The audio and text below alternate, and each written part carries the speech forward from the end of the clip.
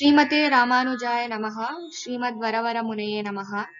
அடியேன் Parimala Srinivasa Gopalan. Pranams to Asmat குரு ஸ்ரீமதி கோதை ராஜாராமன், ஸ்ரீரங்கம், திருச்சிராப்பள்ளி. திருப்பாணாழ்வார் அருளிச் செயல் அமலநாதி பிரான். ராகமாலிகா. அமலநாதி பிரானடியார்க்கென்னை ஆட்படுத்த நிமலன் விண்ணவர் போன் விரையார் பொழில் வேங்கடவன். அமலநாதி பிரானடியார்க்கென்னை ஆட்படுத்த நிமலன் விண்ணவர் கோன் விரையார் பொழில் வேங்கடவன். நிமலன் நின்மல நீதி வானவன் நீழ்மதிளரங்கத்தம்மான். நிமலன் நின்மல நீதி வானவன் நீழ்மதிளரங்கத்தம்மான். திருக்கமல்ல பாதம் வந்து என் கண்ணினுள்ள நோக்கின்றது. திருக்கமல்ல பாதம் வந்து என் கண்ணினுள்ள நோக்கின்றது. உவந்த உள்ளத்தனாய் உலகம் அளந்து அண்டமுற நிவர்ந்த நீழ்முடியன் அன்று நேர்ந்த நிசாசரரை கவர்ந்தவன் கணை காகுத்தன் கடியார் பொழிலரங்க தம்மான். அரசி வந்தாடையின் மேல் சென்றதாம் என சிந்தனையே வந்திப்பாய் வடவேங்கடமாமலை வானவர்கள் சந்தி செய்ய நின்றான் அரங்கத்து. அரவின் அணையான் அந்தி போல் இரத்தாடையும் அதன் மேலையணை படைத்ததோரில் உந்தி மேலகன்றோ அடியேன் உள்ள தின்னுயிரே. சதுரமா மதில் சூழிலங்கை இறைவன் தலை பற்று உதிர ஓட்டியோர் வெண்கணை உய்த்தவனோதவண்ணன். மதுரமா வண்டு பாட மாமயிலாட அரங்கத்து அம்மா.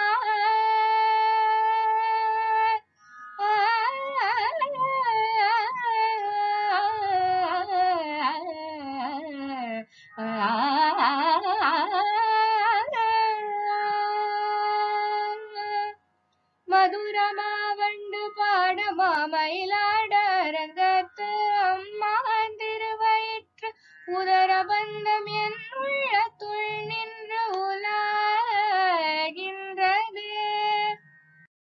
ஆரமாய பழவினை பற்றறுத்து என்னை தன் வாரமாக்கி வைத்தான். வைத்ததன்றி என்னுள் புகுந்தான்.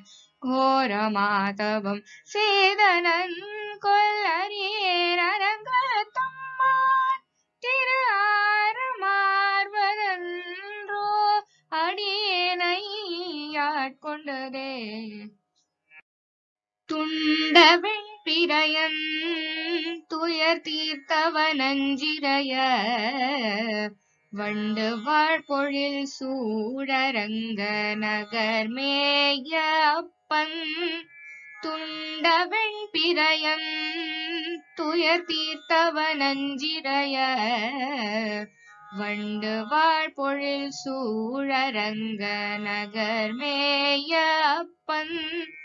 அண்டரண்ட பகிரண்டத்து ஒரு மாநிலம் எழுமால் வரை முற்றும் உண்ட கண்டம் கண்ணீரடியேனை உய்ய கொண்டதே. கையினார் சுரிசங்கு அனலாழியுள் நீழ்வரை போல் மெய்யினார் துளப விதய கமழ் நீள் முடியம் ஐயனாரணியரங்கனார் அரவிந்தடி மிசைமேயமாயனார் செய்யவாயையோ என்னை சிந்தை கவர்ந்ததுவே. பரியனாகி வந்த அவுணன் உடல் கீண்ட அமரர்க்கு அறியாதி பீராரங்க தமலன் முகத்து கரியவாகி புடை பறந்து மெலிந்து செவ்வரியோடி நீண்ட அப்பெரியவாய கண்கள் என்னை பேதமை செய்தனவே. ஆலமாமரத்தின் நிலை மேல் ஒரு பாலகனாய் ஞாலம் ஏழும் உண்டான் அரங்கத்து அரவிந்தனையான். ஆலமாமரத்தின் நிலை மேல் ஒரு பாலகனாய் ஞாலம் ஏழும் உண்டான் அரங்கத்து அரவிந்தனையான். கோலமாமணியாரமும் முத்து தாமமும் முடிவில்லதோர் எழில் நீலமேனி ஐயோ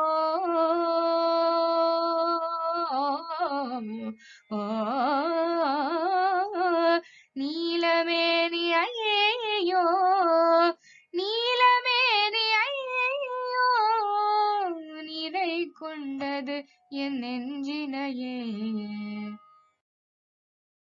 கொண்டல் வண்ணனை கோவலனாய் வெண்ணை உண்டவாயன் என் உள்ளம் கவர்ந்தானை அண்டர்கோன் அணியரங்கன் என் அமுதினை கண்ட கண்கள் மற்றொன்றினை காணாவே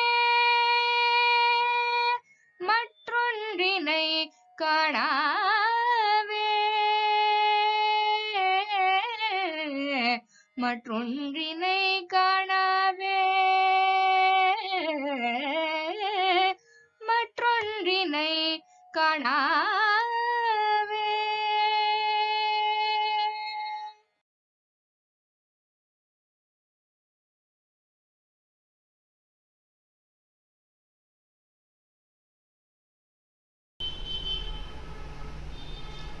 ஸ்ரீமதே ராமானுஜாய நமஹ.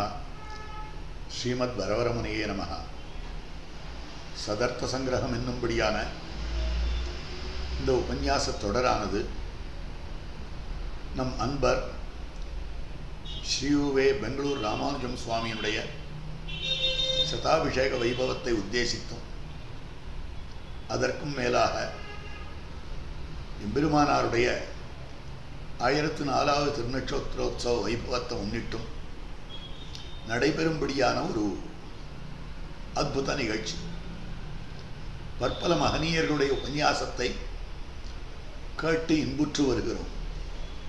இந்த நிகழ்ச்சிக்கு முழுவதுமாக அனுகிரகம் அளிக்கக்கூடியவர்கள் ஸ்ரீமத் பரமஹம்ச பரிவிராஜகாச்சாரியரான யதுகிரி யதிராஜ நாராயண ராமானுஜ ஜீயர் சுவாமி என்ன, ஸ்ரீ ராமானுஜம் சுவாமியினுடைய ஆச்சாரியவரியரான திருவள்ளரை மேலத்திருமாளிகை அம்மாள் சுவாமி என்ன, இவர்கள் பரிபூர்ணமாக அனுகிரகிக்கிறார்கள்.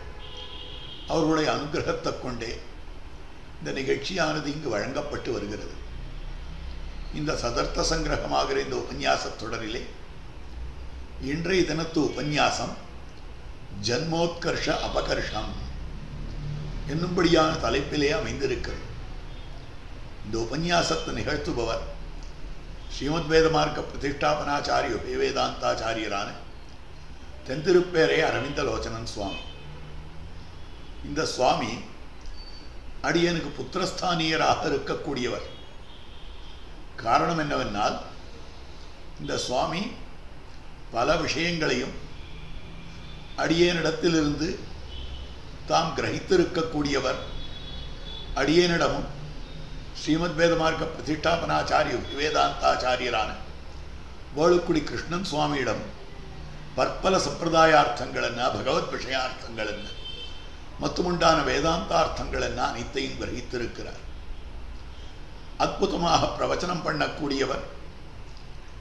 ஆங்காங்கு விசேஷமாக உபன்யாசங்களை எல்லாம் நிகழ்த்தி கொண்டு வருகிறார். மேலும் இந்த சுவாமிக்கு புராணங்களிலும் நல்ல பரிச்சயம் உண்டு. புராண விற்பத்தியுடன் பல பல புராண விஷயங்களையும் உபன்யாசமாக சாதித்துக் கொண்டு வருகிறார். நல்ல வர்திஷ்ணுவாக அமைந்திருக்கக்கூடியவர். இவரை பற்றி பலபடியாக அடியேன் புகழ்ந்து சொன்னால் அடியேனையே புகழ்ந்து கொள்வது போலாகும். இப்படிப்பட்ட இந்த சுவாமியினுடைய உபன்யாசத்தை, அதாவது ஜன்மோத்கர்ஷ அபகர்ஷம் என்கிற உபன்யாசத்தை நம் என் தென்திருப்பேரை அரவிந்தலோச்சனன் சுவாமி இங்கு அனுகிரகிக்க இருக்கிறார். கோஷ்டியார் எல்லோரும் திருச்செவி சாத்த வேணுமாய் பிரார்த்திக்கிறேன்.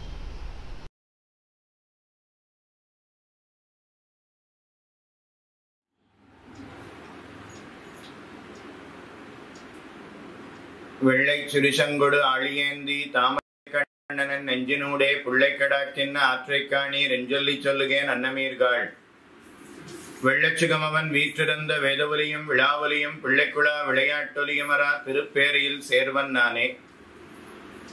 நகரமும் நாடும் பிறவும் தேர்வேன் நானனக்கில்லையன் தோழிமீர்காள் சிகரமணி நெடுமாட நீடு தந்திருப்பேரையில் வீற்றிருந்த மகர நெடுங்குளை காதன்மாயன் நூற்றுவரை அன்று மங்கநூற்ற நிகரில் முகில்வண்ணன் நேமியான் என் நெஞ்சங்கவர்ந்தனை யூழியானே.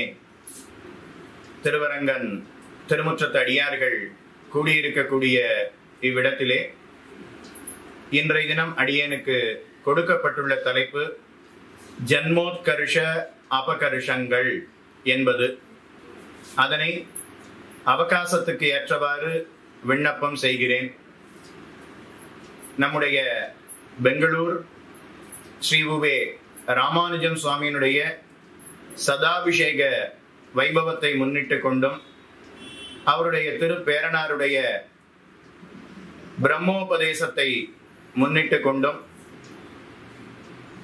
பல அடியார்கள், பெரியோர்கள், வித்வான்களுடைய காலக்ஷேபங்கள், உபன்யாசங்கள் நடைபெற்று கொண்டு வருகிறது.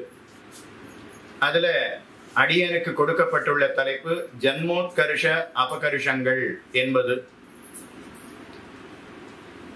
அவருக்கும் அவருடைய குடும்பத்தார் அனைவருக்கும் தென்திருப்பேரை மகரனிடம் குலைக்காதன் எம்பெருமானுடைய அனுகிரகம் பரிபூர்ணமாக ஏற்பட வேணும் என்று முதற்கண் பிரார்த்தித்துக் கொண்டு அவகாசத்துக்கு ஏற்றவாறு விண்ணப்பம் செய்கிறேன்.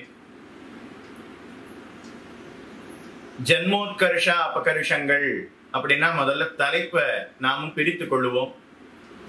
ஜன்ம உத்கர்ஷம், ஜன்ம அபகர்ஷம். ஜென்மத்திலே உயர்ந்தது, ஜென்மத்திலே தாழ்ந்தது அப்படின்னு தலைப்புக்கு பொருள். யார் உயர்ந்தவன், யார் தாழ்ந்தவன்? நாம பொதுவா என்ன நினைச்சுட்டு இருக்கோம்னா, பணமுடையவன் உயர்ந்தவன், பணமற்றவன் தாழ்ந்தவன் பல பேர் நினைத்துக் கொண்டிருக்கலாம். ஆனா சாஸ்திரம் அப்படி சொல்லவில்லை.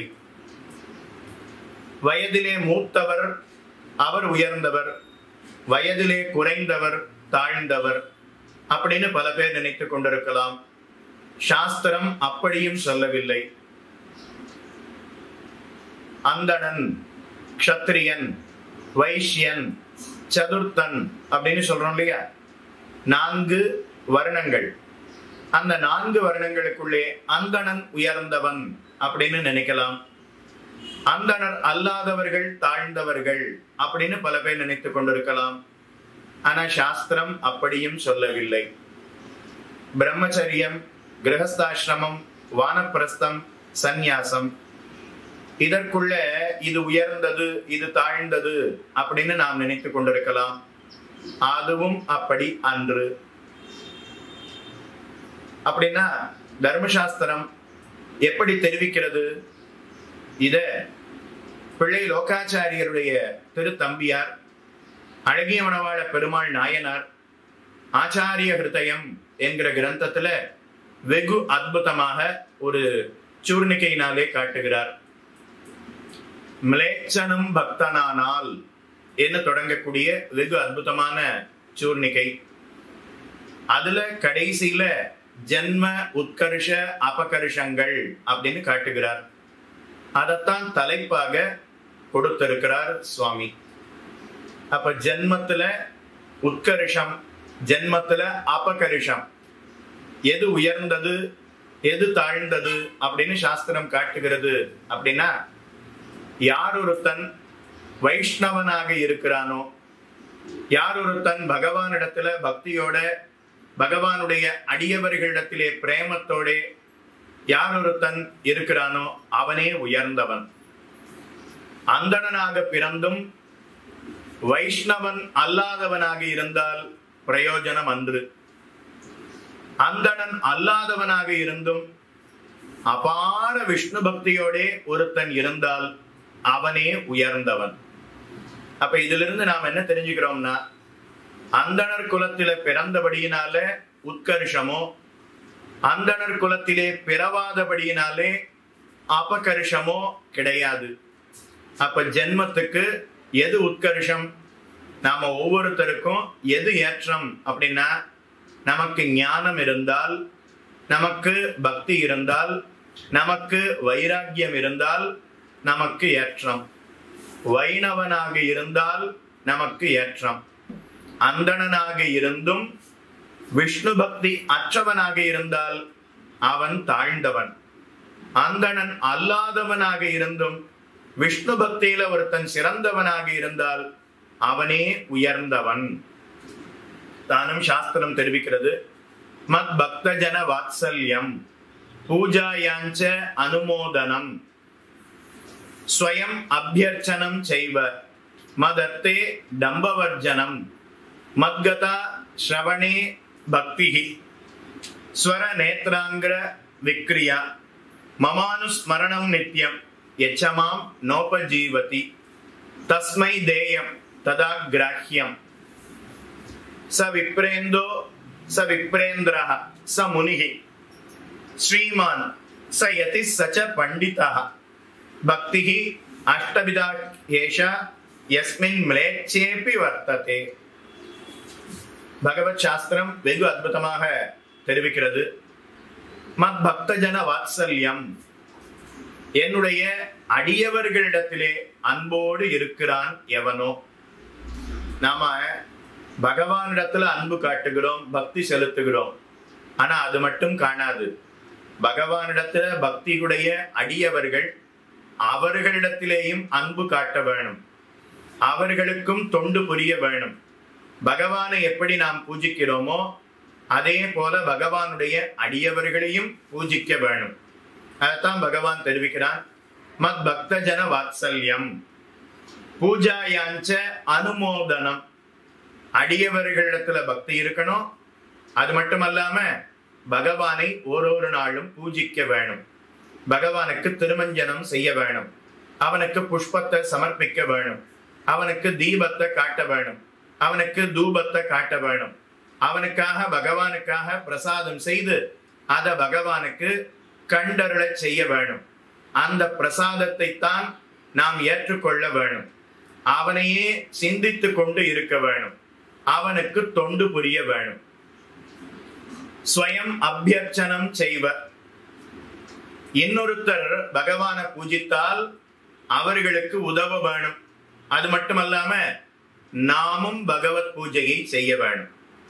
இன்னொருத்தர் கிரகத்துல பகவானுக்கு திருமஞ்சனம் நடைபெறுகிறது, சேவா காலம் நடைபெறுகிறது, விஷ்ணு சஹஸ்ரநாம பாராயணம் நடைபெறுகிறது அப்படின்னா நாம அங்கே சென்று கலந்து கொள்ள வேணும்.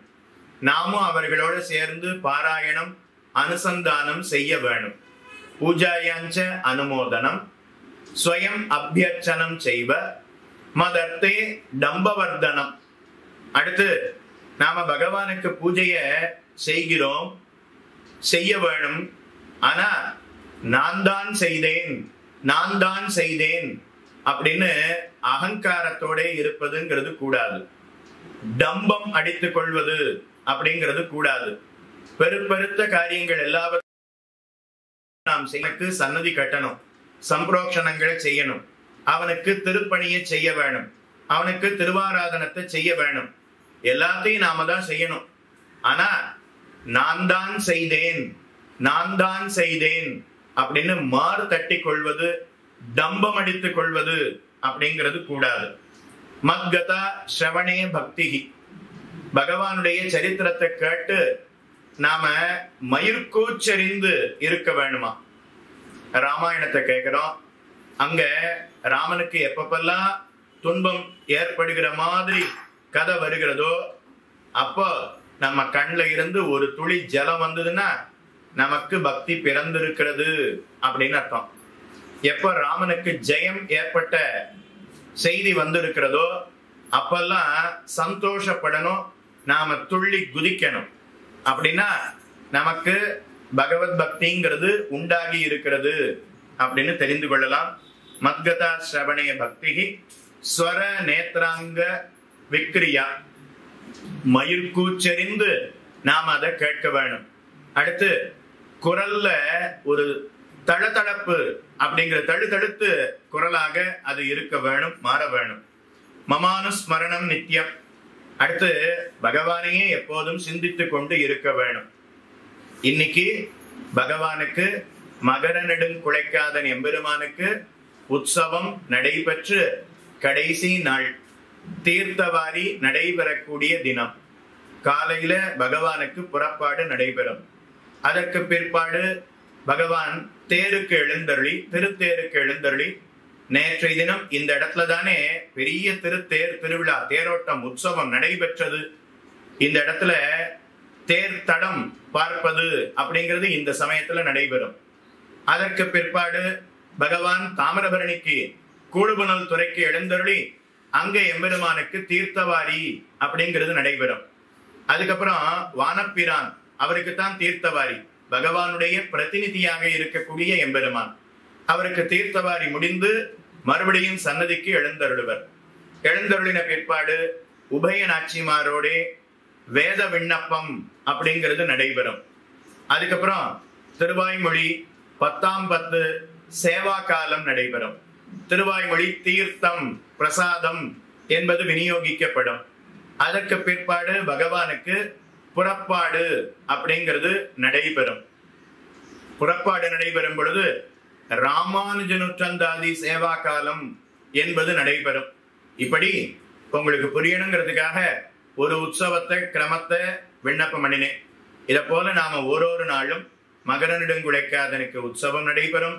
பங்குனி உத்தரத்தன்றைய தினம் ஸ்ரீ ரங்கநாச்சியாருக்கும் ரங்கநாதனுக்கும் சேர்த்தி அப்படிங்கிறது நடைபெறும். திருக்கண்ணபுரம் சௌரி பெருமாளுக்கு உற்சவம்ங்கிறது விசேஷமாக நடைபெறும். திருவல்லிக்கேணி பார்த்தசாரதி எம்பெருமானுக்கு இன்னென்ன உற்சவங்கள் இன்னென்ன கிரமத்திலே நடைபெறும் அப்படின்னு நாம ஒரு நாளும் நினைத்து கொண்டே இருக்க வேணும். அந்த உற்சவத்துல அன்வயிக்க வேணும், சேவிக்க வேணும், பகவானுக்கு தொண்டு புரிய வேணும், பல்லாண்டு பாட வேணும். இது எல்லாத்தையும் பண்ணி அவனிடத்துல ஒரு பிரயோஜனத்தை எதிர்பார்க்கலாமான்னா கூடாது. எச்சமாம் நோபஜீவதி, அவனிடத்துல எதையும் நாமும் பிரார்த்தனை செய்வது அப்படிங்கிறது கூடாது. எனக்கு கல்யாணம் ஆகணும், எனக்கு பிள்ளை பிறக்கணும், பெண்ணுக்கு கல்யாணம் ஆகணும், பிள்ளைக்கு வெளியூர்ல வேலை கிடைக்கணும், நிறைய செல்வம் அப்படிங்கிறது சேர வேணும். இத போல நாம பகவான் இடத்துல ஏதாவது பிரார்த்தனைய வைக்கலாமா அப்படின்னா கூடாது. அப்படி பிரார்த்தனைய வைப்பது அப்படிங்கிறது கூடாது. அவன் பார்த்து கொடுக்க போறான். பிரார்த்தனை பண்ணினா கொடுப்பாரா அப்படின்னா கண்டிப்பா கொடுக்க போறார், அதுல சந்தேகமே இல்லை.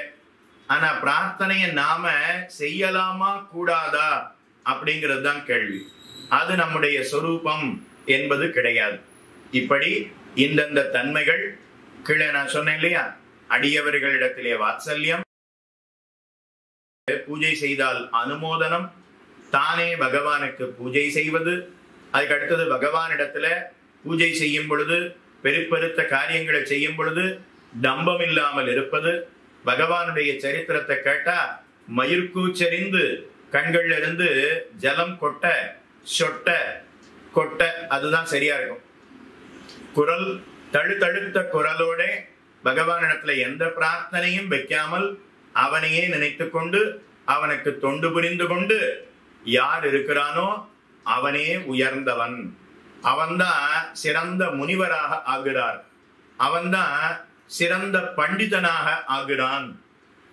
தஸ்மை தேயம் ததா கிராஹ்யம். அவனிடத்துல நாம ஞானத்தை கொடுக்கலாம், அவனுக்கு நாம உபதேசம் செய்யலாம், அவரிடத்திலிருந்து ஞானத்தை உபதேசமாக பெற்றுக்கொள்ளலாம் அப்படின்னு காட்டுகிறார். அதனால யார் உயர்ந்தவன் அப்படின்னா, அபார ஞானத்தோட பக்தியோட வைராக்கியத்தோட யார் இருக்கிறாரோ அவரே உயர்ந்தவன். அந்தணனாக பிறந்தாலும் இந்த பக்தி இல்லாமல் ஞானம் இல்லாமல் வைராக்கியம் இல்லாமல் இருந்தால் அவன் தாழ்ந்தவன். அந்தணன் அல்லாதவனாக இருந்தாலும் ஞான பக்தி வைராக்கியங்கள்ல சிறந்தவனாக ஒரு வைணவன் இருப்பானேயானால் அவன் அந்தணனை காட்டிலும், அதாவது விஷ்ணு பக்தி அற்ற அந்தணனை காட்டிலும் இவனே சிறந்தவன் என்று இந்த சூர்ணிக்கையிலே காட்டுகிறார். பகவத் ராமானுஜர் அவர் ஸ்ரீபெரும்புதூரிலே திருவவதாரம் செய்தார், காஞ்சிபுரத்திலே வளர்ந்தார், திருவரங்கத்திலே வாழ்ந்தார். அவரிடத்துல பல சீடர்கள், பல குரத்தாழ்வான், முதலியாண்டான், எம்பார் முதலான பல சீடர்கள் வந்து சேர்ந்தார்கள். பல பாகவதோத்தமர்கள், பல தாசர்கள் ராமானுஜரிடத்துல வந்து சேர்ந்தார்கள். அப்படி எத்தனையோ சீடர்கள் இருந்தாலும் அவர்களுக்குள்ள மிகவும் முக்கியமான ஒரு சீடர்னா பிள்ளை உறங்காவில்லி தாசர். பிள்ளை உறங்காவில்லி தாசர் அவர் அந்தணர் அல்லாதவர். ஆனா அபார ஞானத்தோட பக்தியோட வைராக்கியத்தோட ராமானுஜருக்கு தொண்டு புரிந்து கொண்டு வாழ்ந்து வரக்கூடிய காலம். ராமானுஜர் திருவரங்கத்துல வாழ்ந்த சமயத்துல காலையில 3 மணி 3:30 மணிக்கு வடதிருக்காவேரியில சென்று நீராடி விட்டு தன்னுடைய மடத்துக்கு எழுந்தருளுவர். அப்ப காலையில மடத்துல இருந்து காவேரி கரைக்கு போவார் இல்லையா, அப்போ முதலியாண்டான பிடித்து கொண்டு செல்லுவராம். ராமானுஜருடைய சீடர்களுக்குள்ளே முதலியாண்டான், அந்த முதலியாண்டான அவர் ராமானுஜர் தொட்டு கொண்டு செல்லுவராம். அதுக்கப்புறம் காவேரியில நீராடி விட்டு அங்கிருந்து திரும்ப மடத்துக்கு எழுந்தருளும் பொழுது பிள்ளை உறங்காவில்லி தாசரை பிடித்து கொண்டு வருவராம். சொல்லும் போது சுவாமி சொல்ற வேகத்துல கொஞ்சம் மாத்தி சொல்றாரோ அப்படின்னு உங்களுக்கு நினைக்க தோணும். அடியேன் சரியாத்தான் சொல்லிட்டு இருக்கேன்.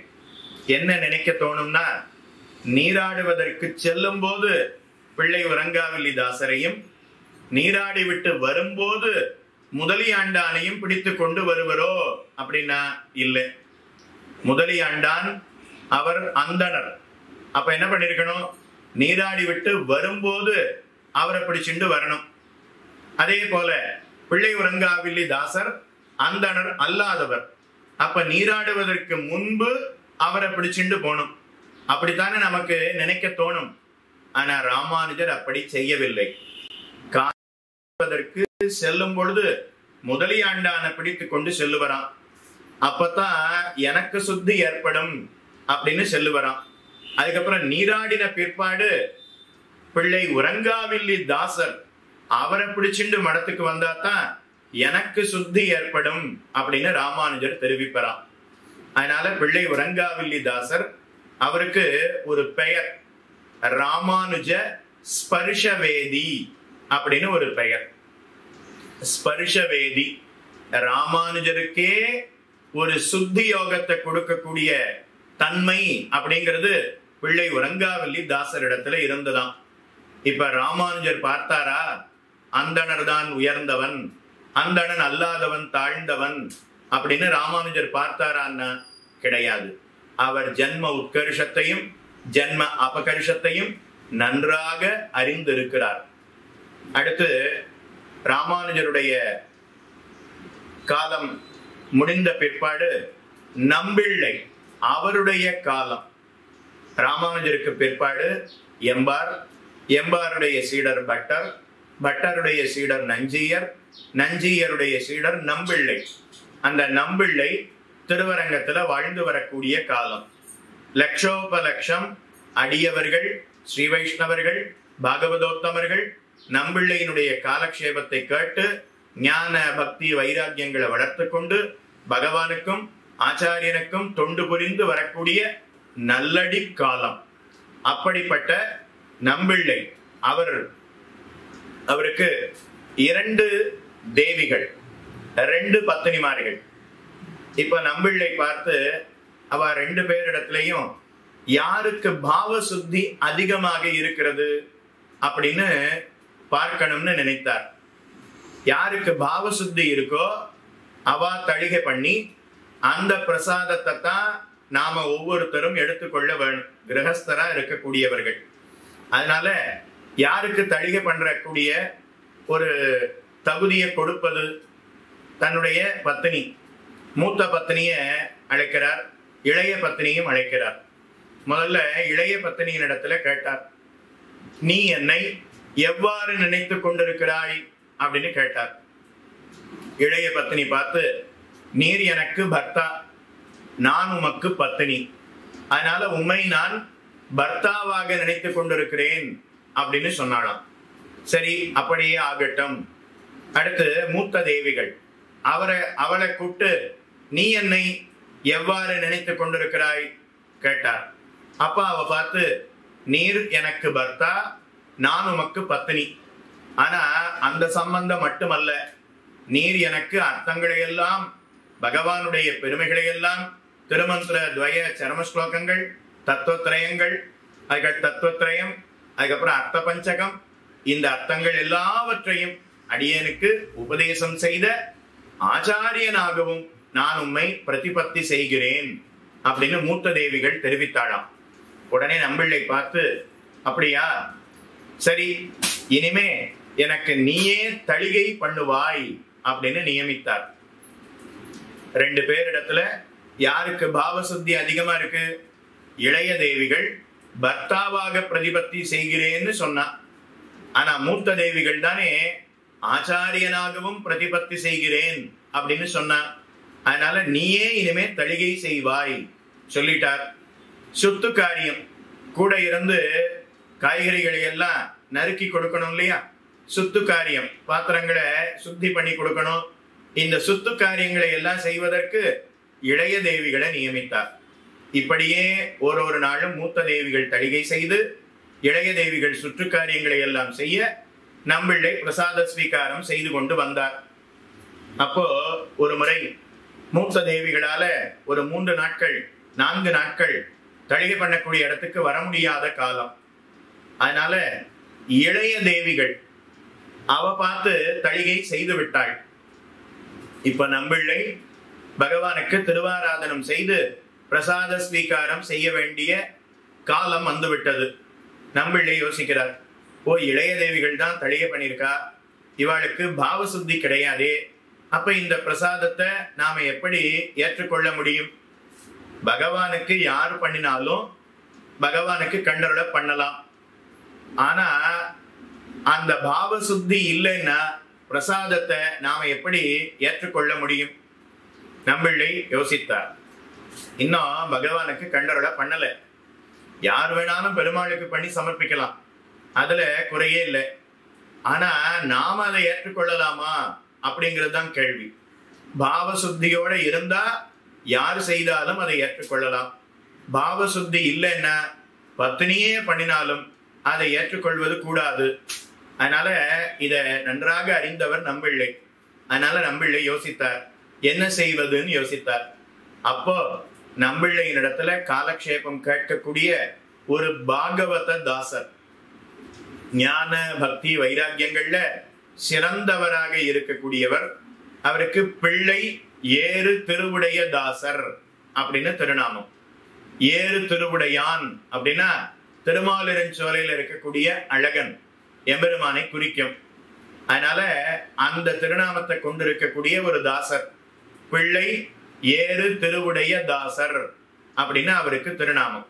அதனால அவர் பார்த்து பிள்ளை ஏறு திருவுடைய தாசர் அப்படின்னு அவருக்கு திருநாமம். அவர் நம்பிள்ளையினுடைய திருமாளிகைக்கு அருகில அவர் சென்று கொண்டிருந்தார். நம்பிள்ளை அவரை பார்த்துட்டார். உடனே பிள்ளை ஏறு திருவுடைய தாசரே இங்க வாரும் அப்படின்னு அவர் அழைத்தார்.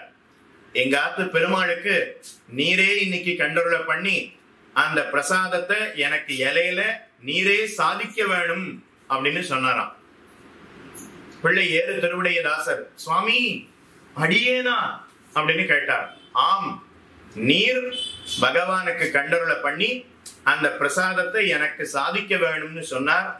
அதே போல அவர் கையால பிரசாதத்தை எடுத்து நம்பிள்ளைக்கு சாதிக்க நம்பிள்ளை பிரசாத ஸ்வீகாரம் செய்து கொண்டார். அதை சாப்பிட்டார், உண்டார். நாம யாராவது இத போல செய்வோமா அப்படின்னா கண்டிப்பா நாம செய்ய மாட்டோம். அதனாலதான் நாம இன்னும் அப்படியே இருக்கோம். அவர் இன்னும் நம்பிள்ளையாகவே தானும் எழுந்தருளி இருக்கிறார். நம்பிள்ளை பார்த்தாரா ஜன்மத்தினால இவர் தாழ்ந்தவர் அப்படின்னு அவர் நினைத்தாரான்னா கிடையாது. ஜன்மத்தினால தாழ்ந்தவராக இருந்தாலும் ஞானத்தினால, பக்தியினால, வைராக்கியத்தினால சிறந்த வைணவர். அதனால இவர்தான் உயர்ந்தவர் என்று பார்த்து அவர் கையால பிரசாத ஸ்வீகாரம் செய்து கொண்டார் நம்பிள்ளை. அடுத்து நம்பிள்ளையினுடைய சீடர், அவருக்கு நடுவில் திருவீதி பிள்ளை பட்டர் அப்படின்னு திருநாமம்.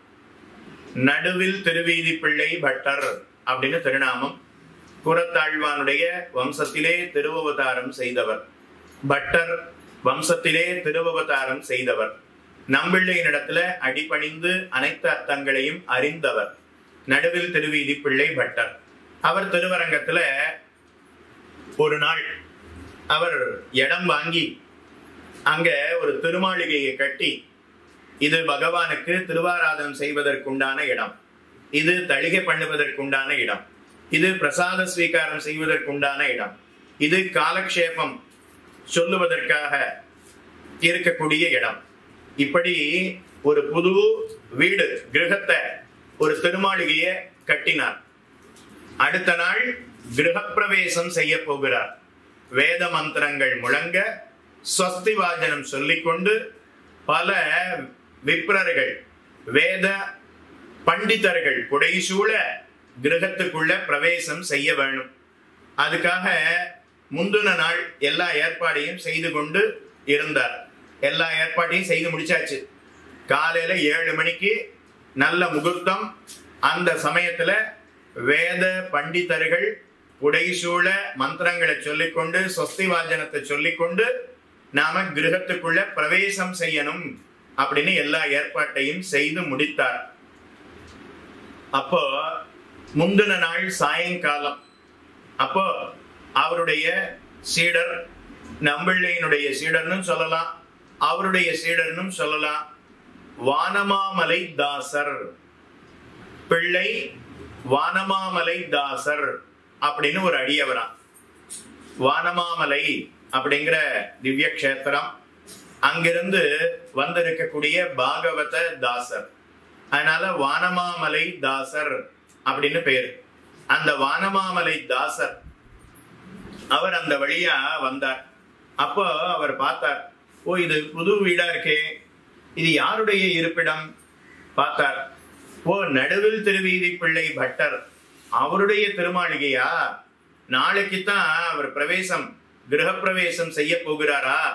சரி, நாம இன்னைக்கு அவருடைய கிரகத்துக்குள்ளே சென்று இடத்தை எல்லாத்தையும் பார்த்து மங்களாசாசனம் செய்து விடுவோம் அப்படின்னு முடிவு செய்தார். நாளைக்கு வேத மந்திரங்கள் சொல்லிக்கொண்டு அவர் செல்ல போகிறார்.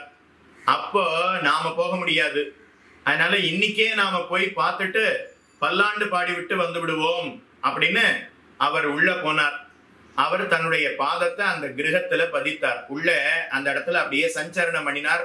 ஓ இந்த இடம் பெருமாளுக்கு திருவாராதனம் பண்ணக்கூடிய இடமா, ஓ இந்த இடம் சேவா காலம் செய்யக்கூடிய இடமா, காலக்ஷேபம் நடைபெறக்கூடிய இடமா, ஆச்சாரியனுடைய திருவடிக்கு கீழே இருந்து காலக்ஷேபம் சாதிக்க போகிறாரா, ஓ ரொம்ப நன்னா பண்ணியிருக்காரே. இந்த வீட்டுல இருந்து அவரும் அவருடைய பத்னியும் அவருடைய புத்திராதிகளும் அவருடைய சிஷ்யர்களும் எல்லாரும் சௌக்கியமா இருக்கணும். இங்க இருந்து நிறைய கிரந்த காலக்ஷேபம் நடைபெற வேணும் அப்படின்னு அவர் மனதார ஆச்சாரியனை முன்னிட்டு கொண்டு ஸ்ரீ ரங்கநாச்சியார் ரங்கநாதனிடத்துல அவர் பிரார்த்தித்தார். ஒரு 5 நிமிஷம், ஓ இந்த இடம் நன்னா இருக்கே, இந்த இடம் நன்னா இருக்கே, ரொம்ப ஆச்சாரமா இருக்கிறதுக்கு ஒரு நல்ல திருமாளிகையாக இருக்கிறதே அப்படின்னு எல்லா இடத்தையும் அப்படியே பார்த்து திருப்தியோட சந்தோஷத்தோட அந்த வீட்டுல இருந்து வெளியில வந்தாராம். அத நடுவில் திருவீதி பிள்ளை பட்டர் பார்த்து விட்டார். உடனே கிரகப்பிரவேசம் ஆகிவிட்டது அப்படின்னு சொல்லிட்டாராம். அடுத்த நாள் இனிமே வேத மந்திரங்கள் முழங்க, விப்ரர்கள் புடைசூழ, இனிமே நாம உள்ள செல்லுவது, புண்ணியாக வாசனம் செய்வது, புரோக்ஷணம் செய்வது அப்படிங்கிறது கூடாது. எப்போ சிறந்த பாகவதரான பிள்ளை வானமாமலை தாசர் நம்முடைய கிரகத்துக்கு எழுந்தருளி விட்டாரோ, அவருடைய பாதம் எப்ப நம்ம வீட்டுல பட்டு விட்டதோ, அவர் தன்னுடைய திருவடியினால எல்லா இடத்திலையும் சஞ்சரணம் நன்றாக எல்லா இடத்திலேயும் தானும் தன்னுடைய பாதத்தை பதித்து விட்டாரோ, இனிமே கிரகப்பிரவேசம்ங்கிறது கூடாது. அவர் பாதம் பட்டபடியினால கிரகப்பிரவேசம் ஆகிவிட்டது அப்படின்னு அப்பவே தானும் அந்த கிரகத்துக்குள்ள, வீட்டுக்குள்ள, திருமாளிகைக்குள்ள அவர் சென்றார் என்பது சரித்திரம். இப்ப நடுவில் திருவீதி பிள்ளை பட்டர் அவர் ஜன்ம உத்கர்ஷத்தையும் ஜன்ம அபகர்ஷத்தையும் நன்றாக அறிந்து வைத்திருக்கிறார் என்று நாமும் தெரிந்து கொள்ளுவோம். அடுத்தது மகாபாரதம். மகாபாரதத்துல தர்மபுத்திரர் அவர்தான் மூத்தவர். அதுக்கப்புறம் பீமன், அர்ஜுனன், நகுலன், சகதேவன், இவ 5 பேரும் துரியோதனாதிகளிடத்துல வஞ்சனையினால, சூழ்ச்சியினால, அவனுடைய வஞ்சனையினால தங்களுடைய ராஜ்யத்தை இழந்து போனார்கள். 12 வருடம் வனவாசம், 1 வருஷம் அஜ்ஞாதவாசம் சொல்லி அனுப்பிச்சுட்டான். அதே போல 12 வருஷம் வனவாசம், 1 வருஷம் அஜ்ஞாதவாசத்தை முடித்தார்கள். ராஜ்யத்தை கேட்டா திரும்ப தரமாட்டேன்னு சொன்னான் துரியோதனன். மகாபாரத யுத்தம் உண்டது. பாரத யுத்தத்துல பஞ்சபாண்டவர்கள் ஜெயித்தார்கள், ராஜ்யத்தை ஆண்டு வருகிறார்கள். இப்ப யுதிஷ்டிரனுக்கு பட்டாபிஷேகம் முடிந்து சில நாட்கள் முடிந்தது. திருதராஷ்டிரன் அவன் பார்த்து தன்னுடைய பிள்ளைகள் 100 பிள்ளைகளும் ஆண்டு போனார்கள். அதனால வருத்தத்தோட இருந்தான். காந்தாரியோட இனிமே நாம ராஜ்யத்துல இருக்க வேண்டாம்னு அவன் வியாசருடைய ஆசிரமத்திற்கு வானப்பிரஸ்தம் செல்வதாக முடிவெடுத்தான். திருதராஷ்டிரன், காந்தாரி 2 பேரும் வானப்பிரஸ்தம் செல்கிறார்கள். பஞ்சபாண்டவர்களுடைய தாயார் குந்தி தேவி அவ பார்த்து நானும் வானப்பிரஸ்தம் செல்கிறேன், அவளும் கூட போறா. அடுத்து விதுரர் அந்த விதுரர் அவர் பார்த்து நானும் வானப்பிரஸ்தம் செல்கிறேன் அப்படின்னு வானப்பிரஸ்தம். இவ 4 பேரும் இப்ப போறா. விதுரர், அதுக்கப்புறம் குந்தி தேவி, திருதராஷ்டிரன், காந்தாரி. முதல்ல பிரம்மச்சரியம், அது முடிஞ்செடுத்து கிரகஸ்தாசிரமம், ராஜ்யத்தை ஆண்டாச்சு. அதுக்கப்புறம் வானப்பிரஸ்தம் செல்ல வேணும் அப்படின்னு முடிவெடுத்து வேதவியாசருடைய ஆசிரமத்திற்கு அவர்கள் செல்லுகிறார்கள். வேதவியாசருடைய ஆசிரமத்திற்கு சென்றார்கள். அங்க ஆசிரமத்துல கிடைக்கக்கூடிய காய்களையும் கனிகளையும் தீர்த்தத்தையும் புஜித்துக் கொண்டு பகவானை குறித்து, திருமாலை குறித்து, நாராயணனை குறித்து சிந்தித்துக் கொண்டு காலத்தை கழித்துக் கொண்டு வருகிறார்கள். சில காலம் முடிந்தது. யுதிஷ்டிரன் ஏற்கனவே தன்னுடைய பெரியம்மா, பெரியப்பா, தன்னுடைய அம்மா, அதுக்கப்புறம் விதுரர் எல்லாரும் வியாசருடைய ஆசிரமத்திற்கு சென்றார்களே, அவர்கள் எல்லாம் எப்படி இருக்கிறார்கள் அப்படின்னு பார்த்துட்டு அவர்களை சேவித்து அவர்களுடைய ஆசீர்வாதத்தை பெற்று வருவோம் அப்படின்னு முடிவு செய்து இப்போ யுதிஷ்டிரன் செல்லுகிறான். நான் எல்லாத்தையும் 5 நிமிஷத்துல சொல்லிட்டேன். ஆனா அது எல்லாம் கிட்டத்தட்ட 1000 வருஷம், 500 வருஷம், 1000 வருஷம் ஆயிருக்கு. இப்ப யுதிஷ்டிரன் சென்றான், வேதவியாசரை தரிசித்தான். தன்னுடைய பெரியம்மா, பெரியப்பா திருதராஷ்டிரனையும் காந்தாரி தேவியையும் தரிசித்தான். நன்னா மெலிஞ்சு போயிருக்கா, வாடி வதங்கி போயிருக்கா. தன்னுடைய தாயார் குந்தி தேவி அவ இன்னும் மெலிஞ்சு போயிருக்கா. இவர்கள் எல்லாரையும் சேவித்தான், ஆசீர்வாதத்தை பெற்றான். விதுரர் அவருடைய ஆசீர்வாதத்தை பெற வேண்டாமா? விதுரர் எங்க இருக்கிறார் அப்படின்னு ஆசிரமத்தை முழுக்க சுற்றி சுற்றி வந்தான். விதுரரை தேடுகிறான், கண்டுபிடிக்க முடியல. கடைசியில வேதவியாசரிடத்துல கேட்கிறான், விதுரர் எங்க? அதோ தூரத்துல பாரு, ஒரு அரச மரம் இருக்கா? ஆமா, அந்த மரத்துக்கு அருகிலே செல். வந்தா 2 பேரும். அதோ அதுல மேல ஒரு கிளை இருக்கு பாரு. ஆமா, தெரியாது. நான் விதுரர் எங்கன்னு கேட்டு இருக்கேன், நீர் என்னவோ அரச மரத்தை காட்டுறீர், அதுல இருக்கக்கூடிய கிளையை காட்டுறீர். ஆமா, அந்த கிளையிலிருந்து ஒரு சின்னதா ஒரு இலை இருக்கு பாரு. ஆமா, தெரியாது. அதுக்கு மேல ஒரு பள்ளி மாதிரி ஒண்ணு இருக்கு பாரு. ஆமா, சின்னதா ஒரு பள்ளி மாதிரி ஒண்ணு, ஓனான் மாதிரி ஏதோ ஒண்ணு இருக்கிற மாதிரி தெரியாது. அதுதான் விதுரர் அப்படின்னு சொன்னாராம். அதுதான் விதுரரா? ஆம், அந்த அளவுக்கு பகவானை நினைத்து தவம் புரிந்து தன்னுடைய உடலை சுருக்கி கொண்டார், குறுக்கி கொண்டார் விதுரர். இந்த அளவுக்கு இவ்வளவு ஒரு பள்ளிய போல மரத்துல ஒட்டின்னு இருக்கிற மாதிரி ஆகிவிட்டாரே, என்னே அவருடைய தபஸ் அப்படின்னு விதுரன் அவருடைய ஆசீர்வாதத்தை யுதிஷ்டிரன் பெற்றான். விதுரருடைய ஆசீர்வாதத்தை யுதிஷ்டிரன் பெற்றான். அன்றைய தினம் வேதவியாசருடைய ஆசிரமத்துல யுதிஷ்டிரன் தங்கினான். அடுத்த நாள் அங்கிருந்து புறப்படுகிறான். புறப்படுறதுக்கு முன்னாடி விதுரர் அவர் திருநாட்டுக்கு எழுந்தருளி விட்டார். இப்ப விதுரருக்கு சம்ஸ்காரத்தை யாரு செய்வது அப்படின்னு அங்க விசாரம். நான் பண்ண மாட்டேன், இவர் பண்ணக்கூடாது, அவர் பண்ணக்கூடாது அப்படின்னு அங்க விசாரம். யார் செய்வது? யுதிஷ்டிரன் பார்த்து யோசிக்கிறான். இவர் ஒரு விதத்துல நமக்கு சித்தப்பா, அப்போ நான் தான் அவருக்கு புத்திரஸ்தானம், நான் தான் செய்யணும். ஆனா அவர் எனக்கு சித்தப்பாவாக இருந்தாலும் வேலைக்காரியினுடைய பிள்ளை, ராஜாவினுடைய பிள்ளை அன்று, வேலைக்காரியினுடைய பிள்ளை. அதனால க்ஷத்திரிய குலத்திலே அவர் பிறக்கவில்லை. அதனால க்ஷத்திரியர் அல்லாதவரான விதுரருக்கு நான் எப்படி சம்ஸ்காரத்தை செய்வது அப்படின்னு யுதிஷ்டிரன் யோசித்தான். செய்யலாமா வேண்டாமா யோசித்தான். சரி வேண்டான்னு வண்டியில ஏறினான், தேர்ல ஏறி புறப்படுறான். அப்ப அசரீரி ஒலித்தது.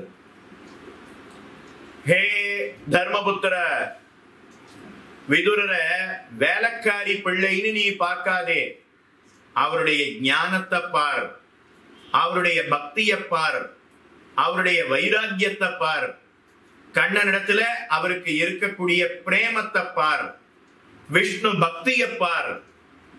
ஒவ்வொருத்தருக்கும் எது சிறப்பு அப்படின்னா தான் வைத்திருக்கக்கூடிய செல்வம், அதனால சிறப்பு உண்டாகாது. அதனால சிறப்புங்கிறது உண்டாகாது. பதவியில உயர் பதவியில இருந்தபடினால சிறப்புங்கிறது உண்டாகாது. அப்போ சிறப்புங்கிறது எப்படி உண்டாகும்னா அவரவருக்கு ஏற்றம் எப்பன்னா அவரவருக்கு ஏற்றம் அவரவருடைய ஞான பக்தி வைராக்கியங்களால தான். அதனால ஞான பக்தி வைராக்கியங்கள்ல அவர் சிறந்தவர். அதனால யுதிஷ்டிரா நீயே அவருக்கு சம்ஸ்காரத்தை செய்வாய் அப்படின்னு அசரீரி ஒலித்தது. அசரீரி ஒலிக்கிறதுன்னா, அசரீரின்னா என்ன?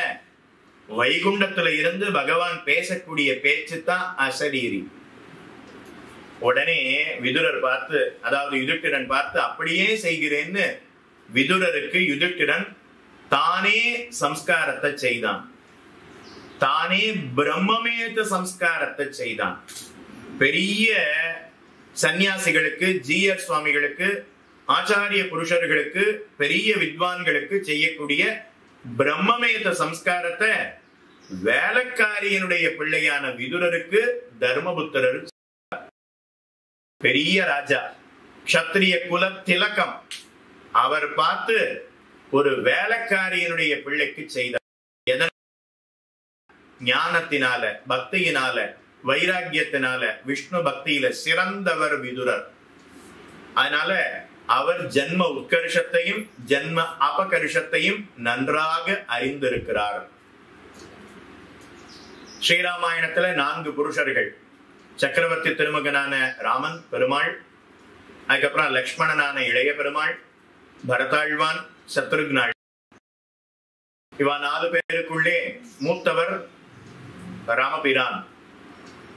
ராமன் சீதைய திருக்கல்யாணம் செய்து கொண்டான். அயோத்தியில 12 வருடங்கள் ஆனந்தமாக எழுந்தருளி இருந்தான். தாயார் தகப்பனாருடைய வார்த்தையை கேட்டு கானகத்திற்கு ஏகினான். குகனுக்கும் ராமனுக்கும் சக்கியம் ஏற்பட்டது. குகன் கங்கக்கரையை தாண்டி பரத்வாஜருடைய ஆசிரமத்துல விட்டான். பரத்வாஜர் சித்திரக்கூடத்துல ராமனை வசிக்கும்படி கட்டளையிட்டார். ராமன் சித்திரக்கூடத்துல வாசம் பண்ணினான். பரதன் அவ்விடத்திற்கு வந்து ராமனை திரும்ப அழைக்கணும்னு வந்தான். ராமன் மறுத்தான். பரதனுக்கு தன்னுடைய திருவடி நிலைகளை கொடுத்து இதை பிரதிநிதியாக வைத்து நீ ஆட்சி புரிவாயின்னு ராமன் பரதனை அனுப்பினான். இப்ப ராமன் அடர்ந்த காட்டுக்குள்ளே சென்றான். பஞ்சவட்டிய நெருங்கி கொண்டிருக்கிறான் ராமன். அப்ப அந்த இடத்துல ஒரு பெரிய கழுகு உட்கார்ந்து இருந்துதான். அப்படியே வரக்கூடிய 3 பேரையும் அப்படியே கழுகு பார்க்கிறது. பெரிய கழுகு. இத போல பறவை எல்லாம் பார்த்தோம்னா நாம பயந்து போயிடுவோம். விமானத்தையே அந்த பறவை வந்து மோதுனா விமானமே உடைஞ்சு போயிடுறதுன்னா இப்ப நாம படிக்கிறோம். சின்ன பறவை. அப்படிப்பட்ட பறவைகளுக்கெல்லாம் தலைவனாக பக்ஷி ராஜனாக இருப்பவர் அவர் அங்க உட்கார்ந்து இருக்கார். ராமன், லக்ஷ்மணன், சீதை 3 பேரும் பார்த்த உடனே ஏ பக்ஷிராஜனே நீ யார் அப்படின்னு கேட்கிறான். உடனே கஷ்யப பிரஜாபதி, அந்த கஷ்யப பிரஜாபதியினுடைய பிள்ளை அருணன் அப்படின்னு பெயர். கஷ்யபருக்கும் வினதைக்கும் பிறந்த பிள்ளை, மூத்த பிள்ளை அருணன் அப்படின்னு பெயர். இளைய பிள்ளை அவருக்கு கருடன் அப்படின்னு பெயர். அந்த மூத்த பிள்ளை அருணன்னு சொன்னேன் இல்லையா, அந்த அருணனுக்கு 2 பிள்ளைகள். அருணனுக்கு 2 பிள்ளைகள். அதுல மூத்த பிள்ளைக்கு சம்பாதின்னு பெயர், இளைய பிள்ளைக்கு ஜடாயு அப்படின்னு பெயர். நான் ஜடாயு, அருணனுடைய பிள்ளை அப்படின்னு சொன்னாராம். உடனே நீங்க யாருன்னு கேட்கிறார். உடனே ராமன் பார்த்து நான் அயோத்தி மன்னர் தசரதன் அவருடைய புத்திரன். இவ என்னுடைய பத்னி சீதை. இதோ இவன் என்னுடைய தம்பி லக்ஷ்மணன் தெரிவித்தான். உடனே ஜடாயு பார்த்து என்ன நீங்கள் இருவரும் தசரதனுடைய மைந்தனா அப்படின்னு கேட்கிறார். உடனே ராமன் பார்த்து தசரதன உமக்கு முன்னாடியே தெரியுமா? ஆம், தசரதன் என்னுடைய நெருங்கிய நண்பர். நாங்கள் இருவரும் நகமும் சதையும் போல ஈருருவம், ஆனா ஓர் உயிர். அப்படித்தான் நாங்கள் இருந்தோம். தசரதன் எப்போது என்ன அன்போடு அண்ணா அப்படின்னு அழைப்பன் சொன்னார். உடனே ராமனுக்கு சந்தோஷம். எங்க தகப்பனார் அவர் மாண்டு போனார். ஆனா எங்க தகப்பனார் பார்த்து ஒருத்தர் அண்ணான்னு கூப்பிட்டா அப்ப அவர் எனக்கு பெரிய தகப்பனாருடைய ஸ்தானம் தானே. தகப்பனார் இல்லைன்னா என்ன, பெரிய தகப்பனார் எனக்கு கிடைத்து விட்டாரே அப்படின்னு ராமனும் லக்ஷ்மணனும் சந்தோஷப்பட்டாலும். தகப்பனாருடைய வெண்கொற்ற குடைக்கு கீழே நான் இருக்கணும்னு ஆசைப்பட்டேன், கிடைக்கல. இப்ப பெரிய தகப்பனாருடைய சிறகின் கீழே நான் இருக்க போகிறேன்னு ராமன் நினைத்தானாம். இப்ப அந்த ஜடாயு பார்த்து ராமா, இந்த இடம் தண்டகாரண்யம்னு பேரு, பஞ்சவட்டின்னு பேரு. இந்த இடத்துல நீ ஆசிரமம் அமைத்து நீ வசித்துக் கொள்ளுவாய். ஆனா இந்த இடத்துல கொடிய மிருகங்கள் சஞ்சரிக்கக்கூடிய இடம், துஷ்ட ராட்சசர்கள் சஞ்சரிக்கக்கூடிய இடம். அதனால நீங்கள் கவனமாக இருக்க வேணும். ஒரு கால் நீ புஷ்பம் பறிக்கணும் அப்படின்னு எங்கேயாவது ஆசிரமத்தை விட்டு வெளியில போனா அப்போ சீதைக்கு காவலாக நான் இருப்பேன் அப்படின்னு அவர் தெரிவித்தார். அதே போல பஞ்சவடியில ஆசிரமம் அமைத்து அவர்கள் வசித்தார்கள். அப்பதான் சூர்பனக வந்தா, ராமனை ஆசைப்பட்டாள், சீதையை கொல்லணும் நினைத்தா. லக்ஷ்மணன் பார்த்து சூர்பனகனுடைய காதையும் முக்கையும் அறுத்தான். சூர்பனக பார்த்து 14,000 ராட்சசர்கள் அழைத்துக் கொண்டு வந்தாள். ராமன் ஒரு முகூர்த்த காலத்துல அவர்கள் அத்தனை பேரையும் முடித்தான். அதுக்கப்புறம் சூர்பனக போய் ராவணனிடத்துல பேசி ராவணனை அழைத்து கொண்டு வருகிறாள். சீதையினுடைய அழக வர்ணித்து ராவணனுடைய காமத்தை தூண்டி விட்டு அதனால சீதைய கடத்தி போக ஒரு ஏற்பாடு செய்தாள். மாயமானாக மாரீச்சன் உருவெடுத்தான். சீதை அதை ஆசைப்பட்டா. இப்ப ராவணன் சன்னியாசி வேடத்துல வந்து சீதையை அபகரித்து கொண்டு தன்னுடைய தேர்ல, முதல்ல புஷ்பக விமானத்துல வைக்காம தன்னுடைய தேர்ல வச்சு சீதைய தூக்கிண்டு போறான். ஆகாச மார்க்கமா தூக்கிண்டு போறான். அப்போ ஜடாயு மகாராஜர் அவர் பார்த்து விட்டார். சீதை பார்த்து ஹா ராம ஹா லக்ஷ்மண அப்படின்னு கதறுவத அவர் கேட்டார். உடனே ஆகாச மார்க்கமா அவர் வந்து தடுத்தார். ராவணா, மாற்றான் மனைவி ஆசைப்படுவது அப்படிங்கிறது மரணத்தை விரைவிலேயே அழைத்துக் கொள்ளுவதற்கு சமம். அதனால அந்த காரியத்தை செய்யாதே. இவள் ராமனுடைய தர்மபத்னி, பதிவிரதா ஸ்திரீ, அதை நீ கெடுத்து விடாதே. அதனால திரும்ப சீதையை ராமனிடத்துல சமர்ப்பித்து விடு. உன்னுடைய குலத்துல பிறந்தவர்கள் யாரும் இப்படி செய்வது கிடையாது. உன்னுடைய பத்னிமார்களோடு நீ சுகித்திருப்பாய். இந்த காரியத்தை செய்யாதே, இல்லைன்னா ராமனுடைய பானத்துக்கு இரையாகி விடுவாய். உனக்கு யார் இப்படி சொன்னது? மரணம் உனக்கு விரைவிலேயே சம்பவித்து விடும் போல இருக்கிறதே. உங்கூட சிரிச்சு சிரிச்சு பேசுறவா யாரும் உனக்கு நன்மைய செய்ய போவது இல்லை. யாரு கடுமையாக பேசுகிறார்களோ அவர்களுடைய வார்த்தை உனக்கு நன்மையை செய்யும். நான் சொல்வதை கேள், சீதையை திரும்ப கொடுத்துடு. ஜடாயு தடுத்தார். ஆனா ராவணன் பார்த்து அதை ஏற்றுக்கொள்ளவில்லை. ஜடாயுவை தள்ளி விட்டுட்டு மேல தேர ஓட்டினான். ஜடாயுக்கு கோபம் வந்துடுத்து. நான் இருக்கிறது வரைக்கும் உன்னால சீதையை தூக்கிட்டு போக முடியாது அப்படின்னு சொல்லி ராவணனோடு சண்டையிட்டார். ராவணனுக்கும் ஜடாயுவுக்கும் கடுமையான சண்டை நடைபெற்றது. ராவணனுடைய தோள்கள் 20 தோள்களையும் கைகளையும் பிய்த்து அப்படியே எரிந்தார். தன்னுடைய அலகுகளாலேயும் தன்னுடைய கால் நகங்களாலேயும் அவனுடைய முதுக அப்படியே பிராண்டினான். ராவணன் பார்த்து, இதுக்கு மேல இந்த ஜடாயுவை உயிரோட விடக்கூடாது அப்படின்னு ருத்ரமூர்த்தி கொடுத்திருக்கக்கூடிய சந்திரஹாசம் அப்படிங்கிற வாள், அந்த வாளை உருவினா ஜடாயுவனுடைய சிறகுகளையும் அலகுகளையும் அப்படியே வெட்டினான். அப்படியே அவர் ஆகாச மார்க்கமா குற்றுயிரும் குலயுயிருமாக கீழே அப்படியே விழுந்தார்.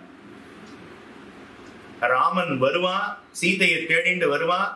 ராவணன் தூக்கி கொண்டு சென்றான்ங்கிற சங்கதியை சொல்லணும்னு காத்துண்டு இருந்தார். அதனால தன்னுடைய உயிரை கையில பிடிச்சுண்டு அப்படியே குற்றுயிரும் குலையுயிருமாக கிடக்கிறார். ராவணன் சீதைய அதுக்கப்புறம் புஷ்பக விமானத்துல வைத்து தூக்கி கொண்டு சென்று விட்டான். இப்ப ராமன் சீதைய தேடிக்கொண்டு வருகிறான். என் ஜானகி எங்கே, என் சீதை எங்கே, என் வைதேகி எங்கே அப்படின்னு தேடிக்கொண்டு வருகிறான். மரமே கண்டாயா, ஆகாசமே கண்டாயா, நதியே கண்டாயா, பூமியே கண்டாயா, குருந்த மரமே கண்டாயா, கடம்ப மரமே கண்டாயா, ராமன் கேட்டுக்கொண்டு வருகிறான். அப்போ ஒரு கழுகு அது இருந்ததை பார்த்து, ஓ இத பார்த்தா சீதைய இந்த கழுகே கொண்டு தின்றிருக்கும் போலே தோன்றுகிறதே அப்படின்னு நினைச்சுட்டு பக்கத்துல வரான் ராமன். ராமனை கண்டவுடனே, யா ஓஷதிமிவ ஆயுஷ்மன் அன்வேஷசி மகாவனே சா தேவி மமச்ச பிராணாக ராவணேன உபயம் ஹிருதம்.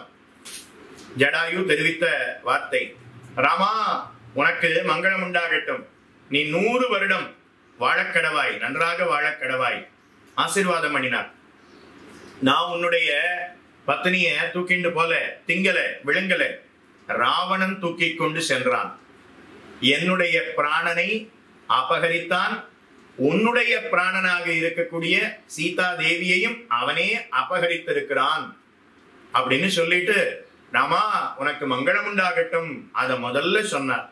அதுக்கப்புறம் என்னுடைய பிராணனையும் உன்னுடைய பிராணனான சீதையையும் அபகரித்து கொண்டு ராவணன் சென்றான் அப்படிங்கிற சங்கதியை சொல்லிவிட்டு, நான் எத்தனையோ தடவை ராவணனை எதிர்த்து சீதைய மீட்டு விடணும்னு பார்த்தேன், ஆனா என்னால முடியல ராமா அப்படின்னு சொல்லிட்டு ராமனுடைய மடியிலேயே தன்னுடைய பிராணனை விட்டு விட்டார் ஜடாயு. ஜடாயுவை அப்படியே கட்டி கொண்டு ராமன் அழுகிறான், கோன்னு அழுதான். தன் தகப்பனார் மாண்ட சமயத்துல கூட இவ்வளவு வருத்தப்படல ராமன்.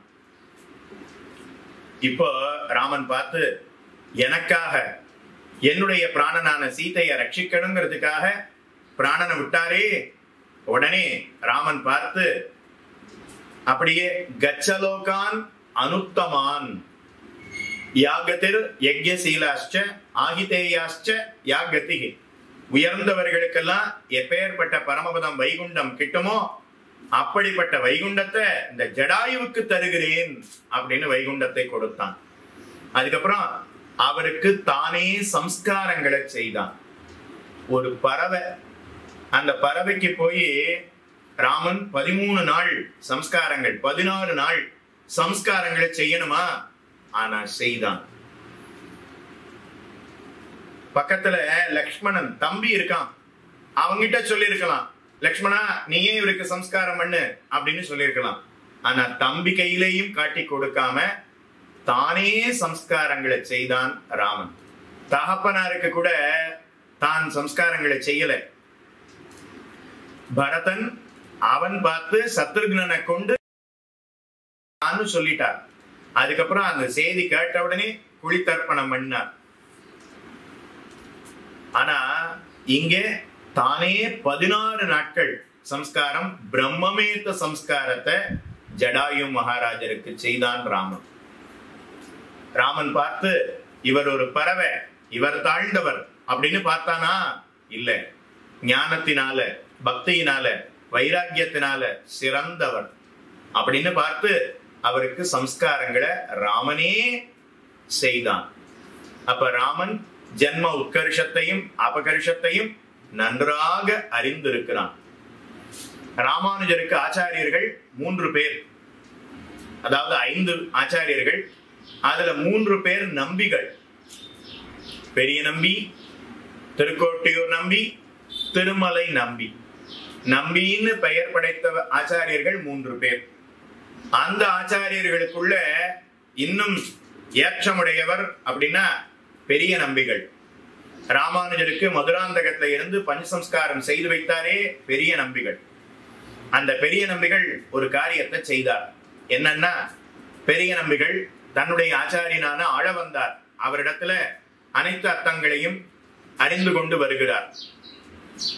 அந்த சமயத்துல ஆளவந்தாருடைய காலக்ஷேப கோட்டியில ஒரு பாகவத தாசர் இருப்பாராம். அவருக்கு மாரநேரி நம்பி அப்படின்னு பேர். ஆளவந்தார் ஒரு முறை அவர் வயக்காட்டு வழியா சென்று கொண்டிருந்த சமயத்துல களிமண் இருக்கு இல்லையா, அந்த களிமண்ண ஜலத்தை விட்டு கரைச்சு அதையே கஞ்சி மாதிரி கூழ் மாதிரி பண்ணி அதையே அப்படியே குடித்தாராம், உண்டாராம், பருகினாராம். அத ஆளவந்தார் பார்த்துட்டார். பார்த்த உடனே, நீர் யார்? திருவன்காப்பெல்லாம் பலமா போட்டு இருக்கீரே, பாகவதர்னு தெரியறது, விவசாயி அப்படின்னு தெரியறது.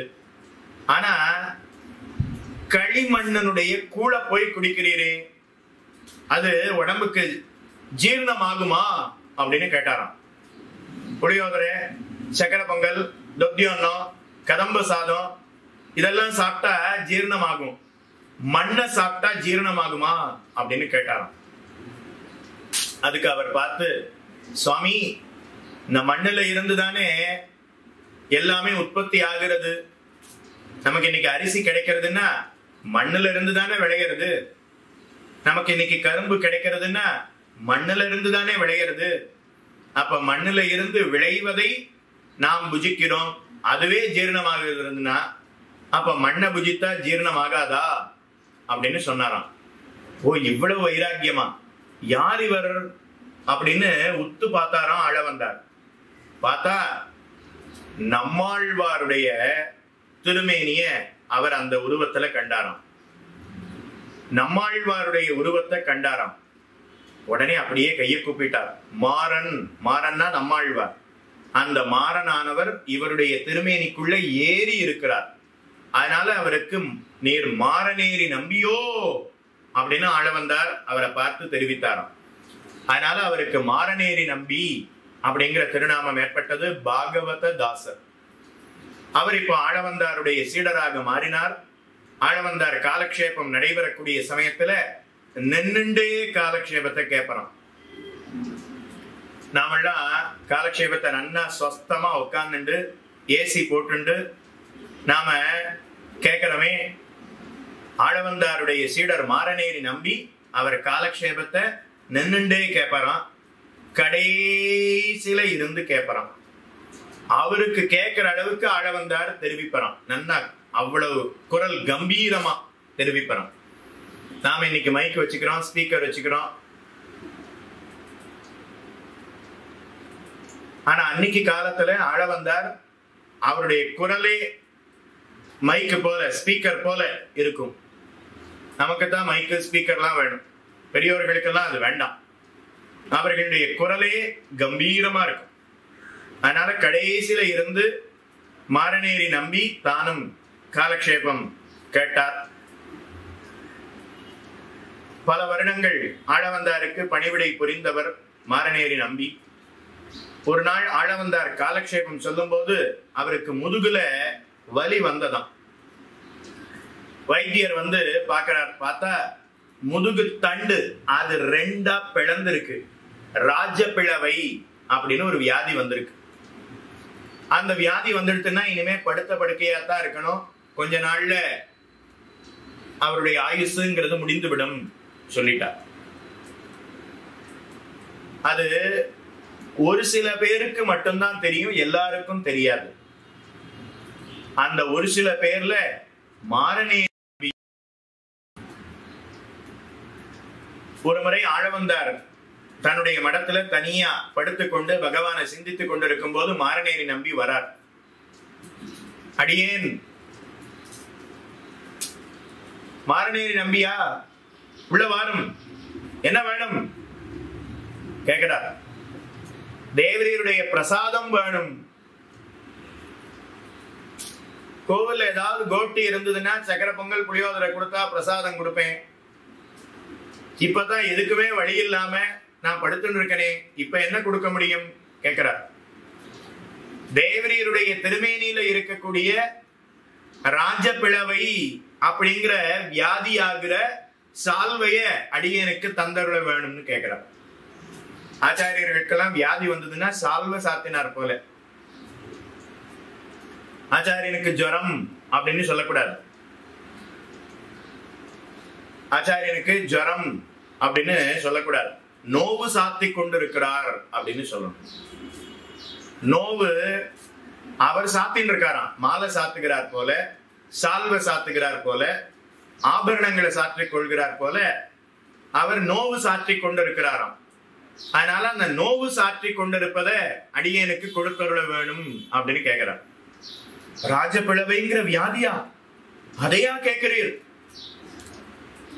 நீர் வாங்கினீர்னா அப்புறம் உமக்கு சில நாள்ல பிராணன் போயிடுமே, கூடாது, அதை கொடுக்க முடியாதுன்னு சொன்னார்.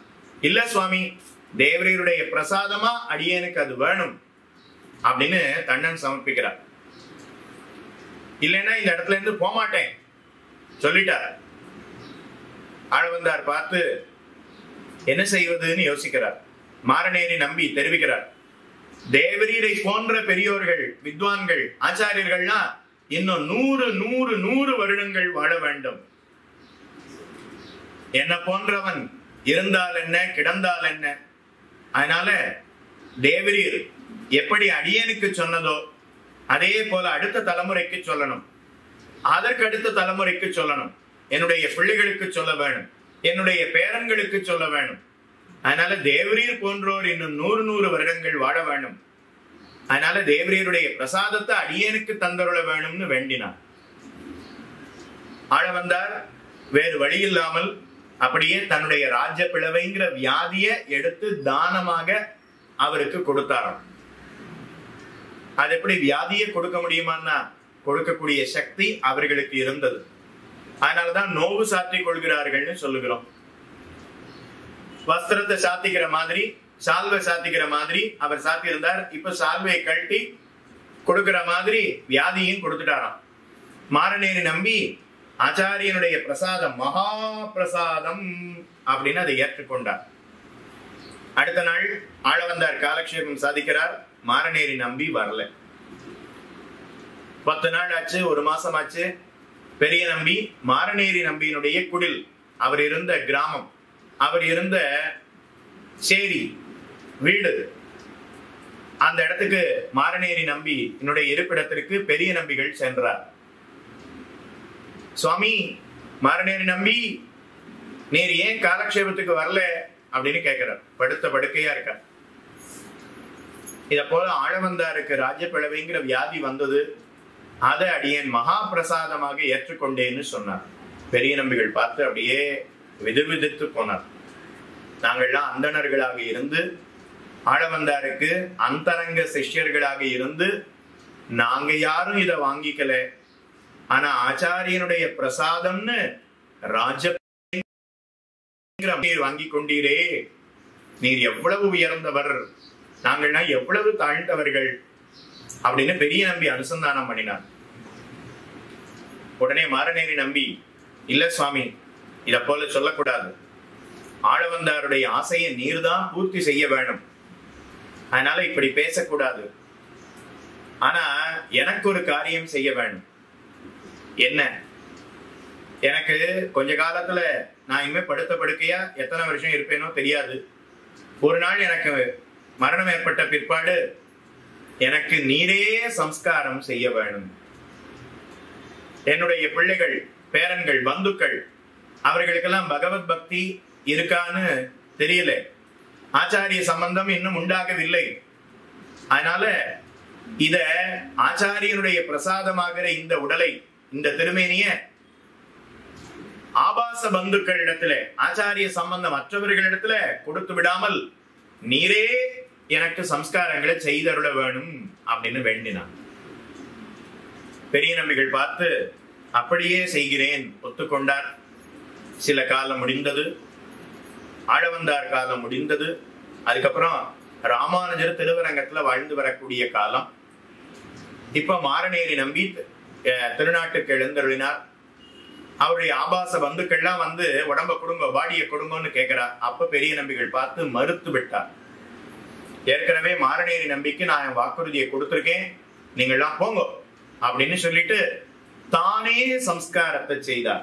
அவருக்கு மாரநேரி நம்பிக்கு பெரிய நம்பிகள் தானே சம்ஸ்காரங்களை, பிரம்மமேத சம்ஸ்காரத்தை திருவரங்கத்துல செய்து முடித்தார். திருவரங்கத்துல வாழக்கூடிய அந்தணர்கள்லாம் பார்த்து இனிமே பெரிய நம்பிகள் அவர் இங்க இருக்கக்கூடாது அப்படின்னு பார்த்து, பெரிய நம்பிகள் அவர் இனிமே நம்மோடு இருக்கக்கூடாது, நாம யாரும் அவரிடத்துல உறவு வைத்துக் கொள்ளக்கூடாதுன்னு திருவரங்கத்துல இருக்கக்கூடிய அந்தணர்கள்லாம் முடிவு செய்தார்கள். எல்லாரும் ராமானுஜரிடத்துல வந்து சொல்றா. ராமானுஜர் பார்த்து நேர பெரிய நம்பிகளிடத்திலேயே ஏன் இப்படி பண்ணினீர்னு போய் கேட்டுடுவோம்னு வந்து கேட்கிறார். சுவாமி, ஒரு பக்கம் நாங்கள்லாம் வருணாசிரம தர்மத்தை அழியாமல் காத்து கொண்டு வருகிறோம். ஆனா நீர் இப்படி அந்தணராக பிறந்தவர், அந்தணர் அல்லாதவரான மாரநேரி நம்பிக்கு சம்ஸ்காரத்தை நீரே செய்யலாமா அப்படின்னு கேட்டார். அப்ப பெரிய நம்பிகள் பார்த்து, ஏற்கனவே யுதிஷ்டிரன் அவன் விதுரருக்கு சம்ஸ்காரம் செய்து வைத்திருக்கிறாரே. விதுரர் அந்தணர் அல்லாதவர், ஆனா யுதிஷ்டிரர் செய்தாரே. யுதிஷ்டிரை விட நான் சிறந்தவனா, இல்ல இங்க இருக்கக்கூடிய விதுரரை விட இந்த மாரநேரி நம்பி தாழ்ந்தவராக ஆகிவிட்டாரா கேட்டார். ராமானுஜர் பார்த்து, ஆம், ஏற்கனவே அப்படி பண்ணியிருக்காளே, புரிந்து கொண்டார். அடுத்த ராமன் பார்த்து, ஒரு பறவைக்கு பிரம்மமேத சம்ஸ்காரம் செய்து வைத்தானே, அந்த பறவையை விட மாரநேரி நம்பி தாழ்ந்தவரா, இல்ல ராமனை விட நான் உயர்ந்தவனா அப்படின்னு கேட்டார்.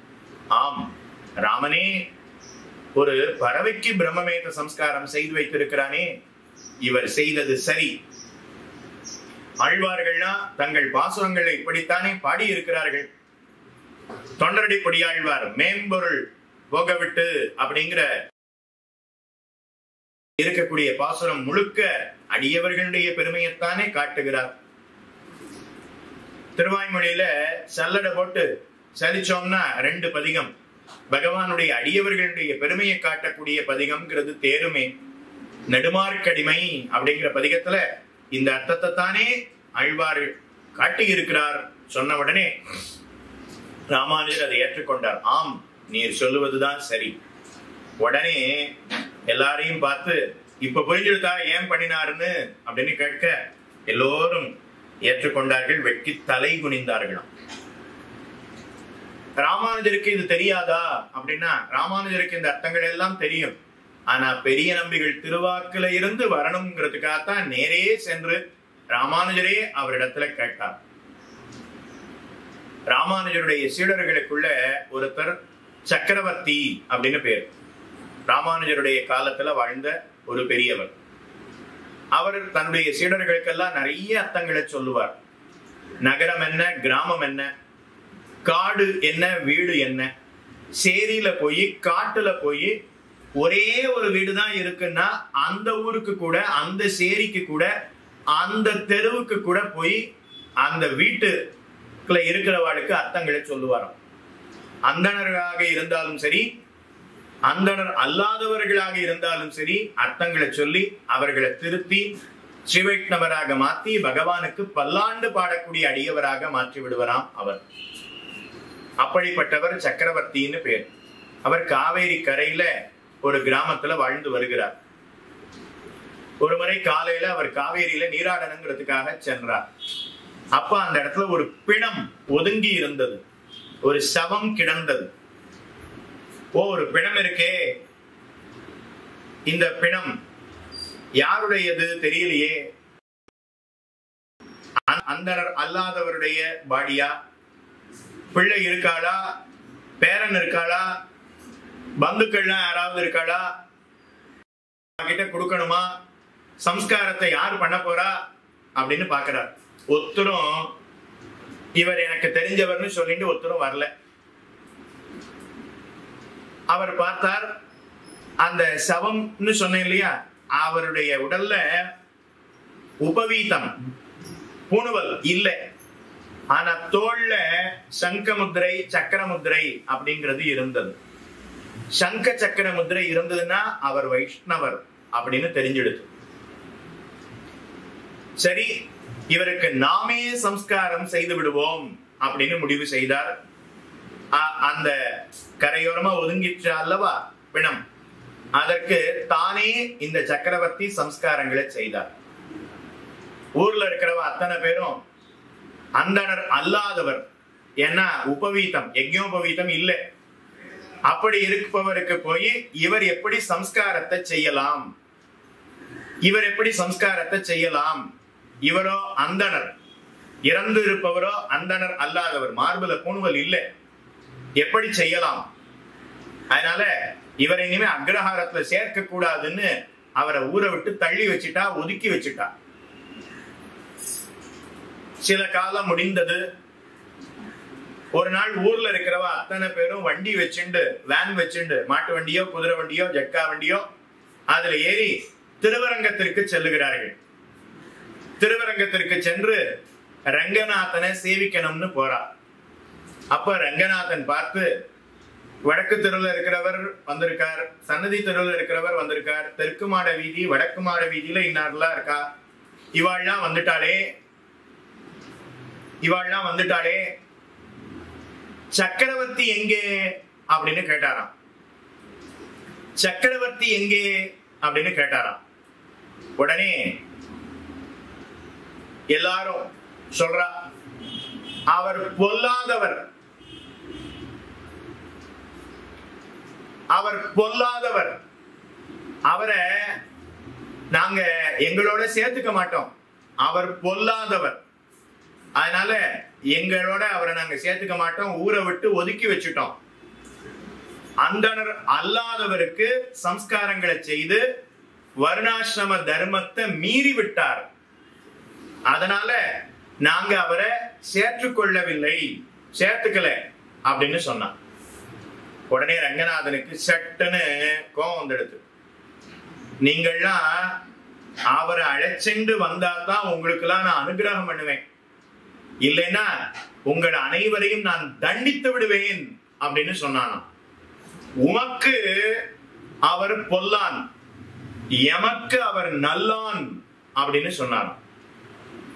அதனால ஊர்ல இருக்கிறவ அத்தனை பேரும் திரும்ப வந்து இந்த சக்கரவர்த்தியின் இடத்துல அபராத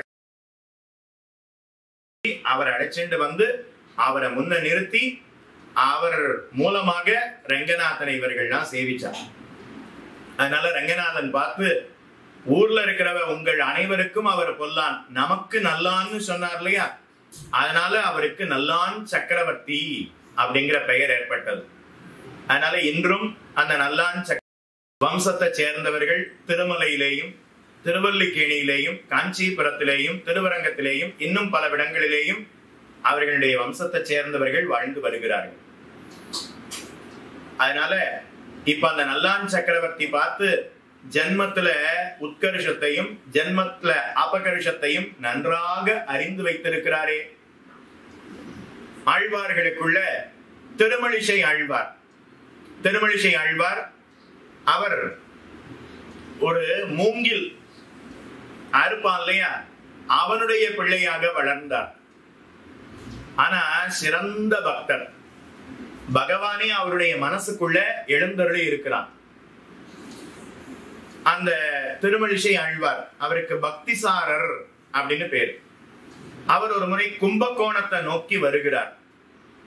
கும்பகோணத்தை நோக்கி வரும்போது பெரும்புலியூர் அப்படின்னு ஒரு கிராமம். அந்த கிராமத்துல பகவான் கிடந்த திருக்கோலத்தோட எம்பெருமான் காட்சி தருகிறான்.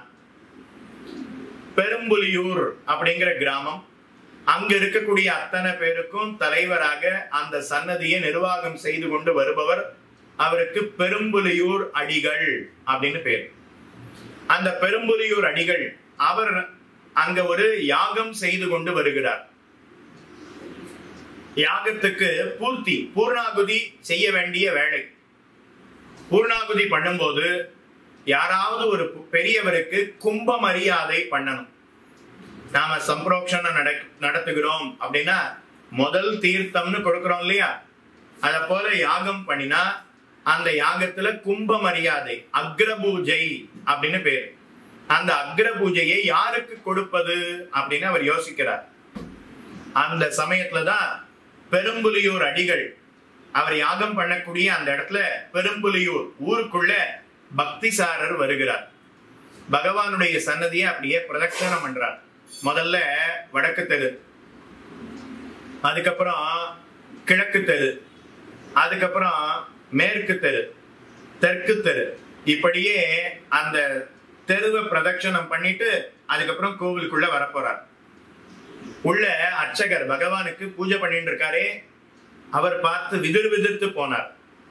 பகவானுடைய முகம் அப்படியே திரும்புறது, வடக்கு பக்கமா திரும்புறது, அப்புறம் தெற்கு பக்கமா திரும்புறது, கிழக்கு பக்கமா திரும்புறது, அப்படியே பகவானுடைய தலை மட்டும் அப்படியே சுத்துறது.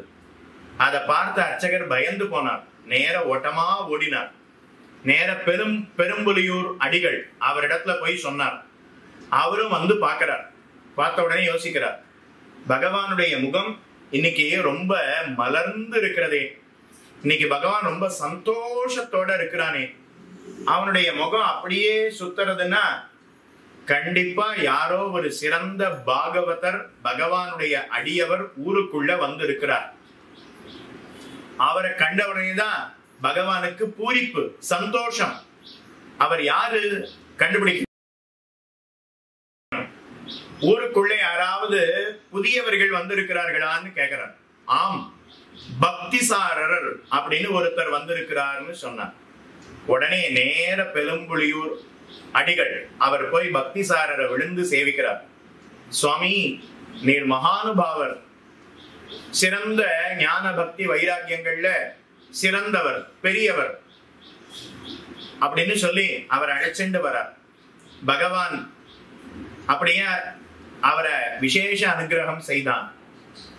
இப்ப பெரும்புலியூர் அடிகள் யாகம் பண்றதுக்கு அக்ரபூஜையை கொடுக்கறதுக்கு ஒருத்தர் வேணுமே எதிர்பார்த்துட்டு இருந்தோமே, இதோ பக்திசாரர் கிடைத்து விட்டார் அப்படின்னு முடிவு செய்தார்.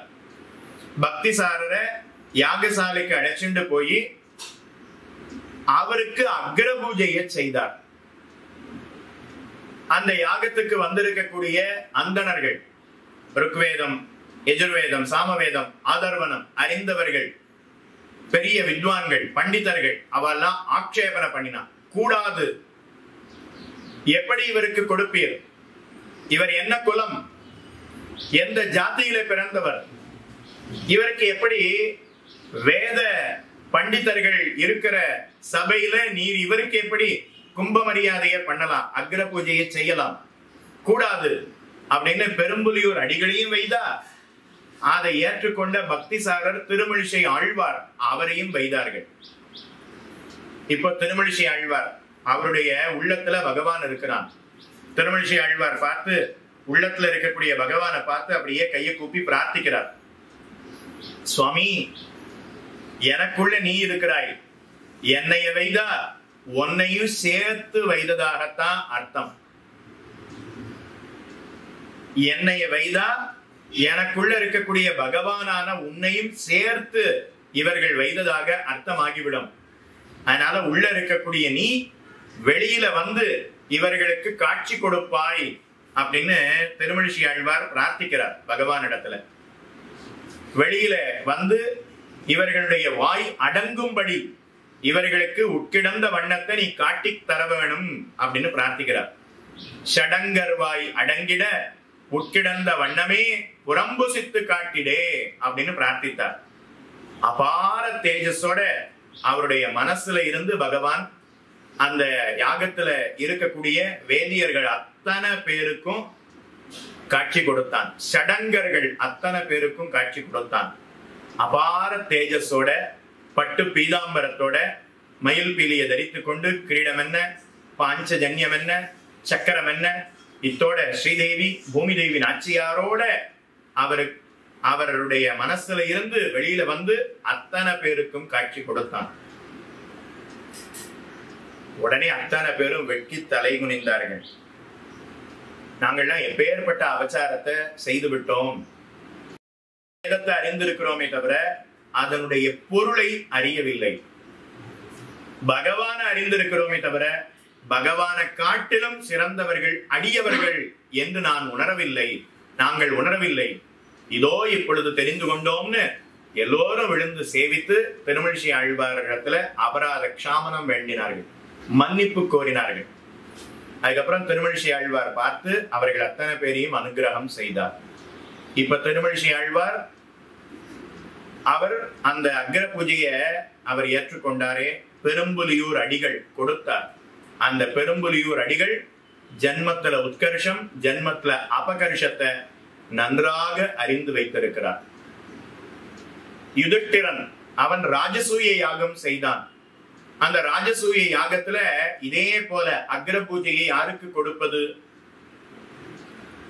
வேதவியாசர் ரிஷியே இருக்கார், துரோணர் பெரிய அந்தனர் அவர் இருக்கிறார், பெரிய க்ஷத்ரியரான பிதாமகர் பீஷ்மர் இருக்கிறார், எத்தனையோ ராஜாக்கள் இருக்கிறார்கள், செல்வந்தர்கள், பிரபுக்கள் இருக்கிறார்கள், வேதம் அறிந்தவர்கள், ரிஷிகள், தபஸ்விகள், முனிவர்கள், ஆயிரம் பேர் அந்த சபையில இருக்கிறார்கள். யாகத்துக்கு வந்திருக்கா, ராஜசூய யாகத்துக்கு. யுதிஷ்டிரன் பார்த்து யாருக்கு கொடுப்பது யோசித்தான். அப்ப பீஷ்மர் அவர் எழுந்து பேசினார். சாக்ஷாத் கண்ணனே இருக்கும்போது யாருக்கு கொடுப்பதுன்னு நீ யோசிக்கலாமா?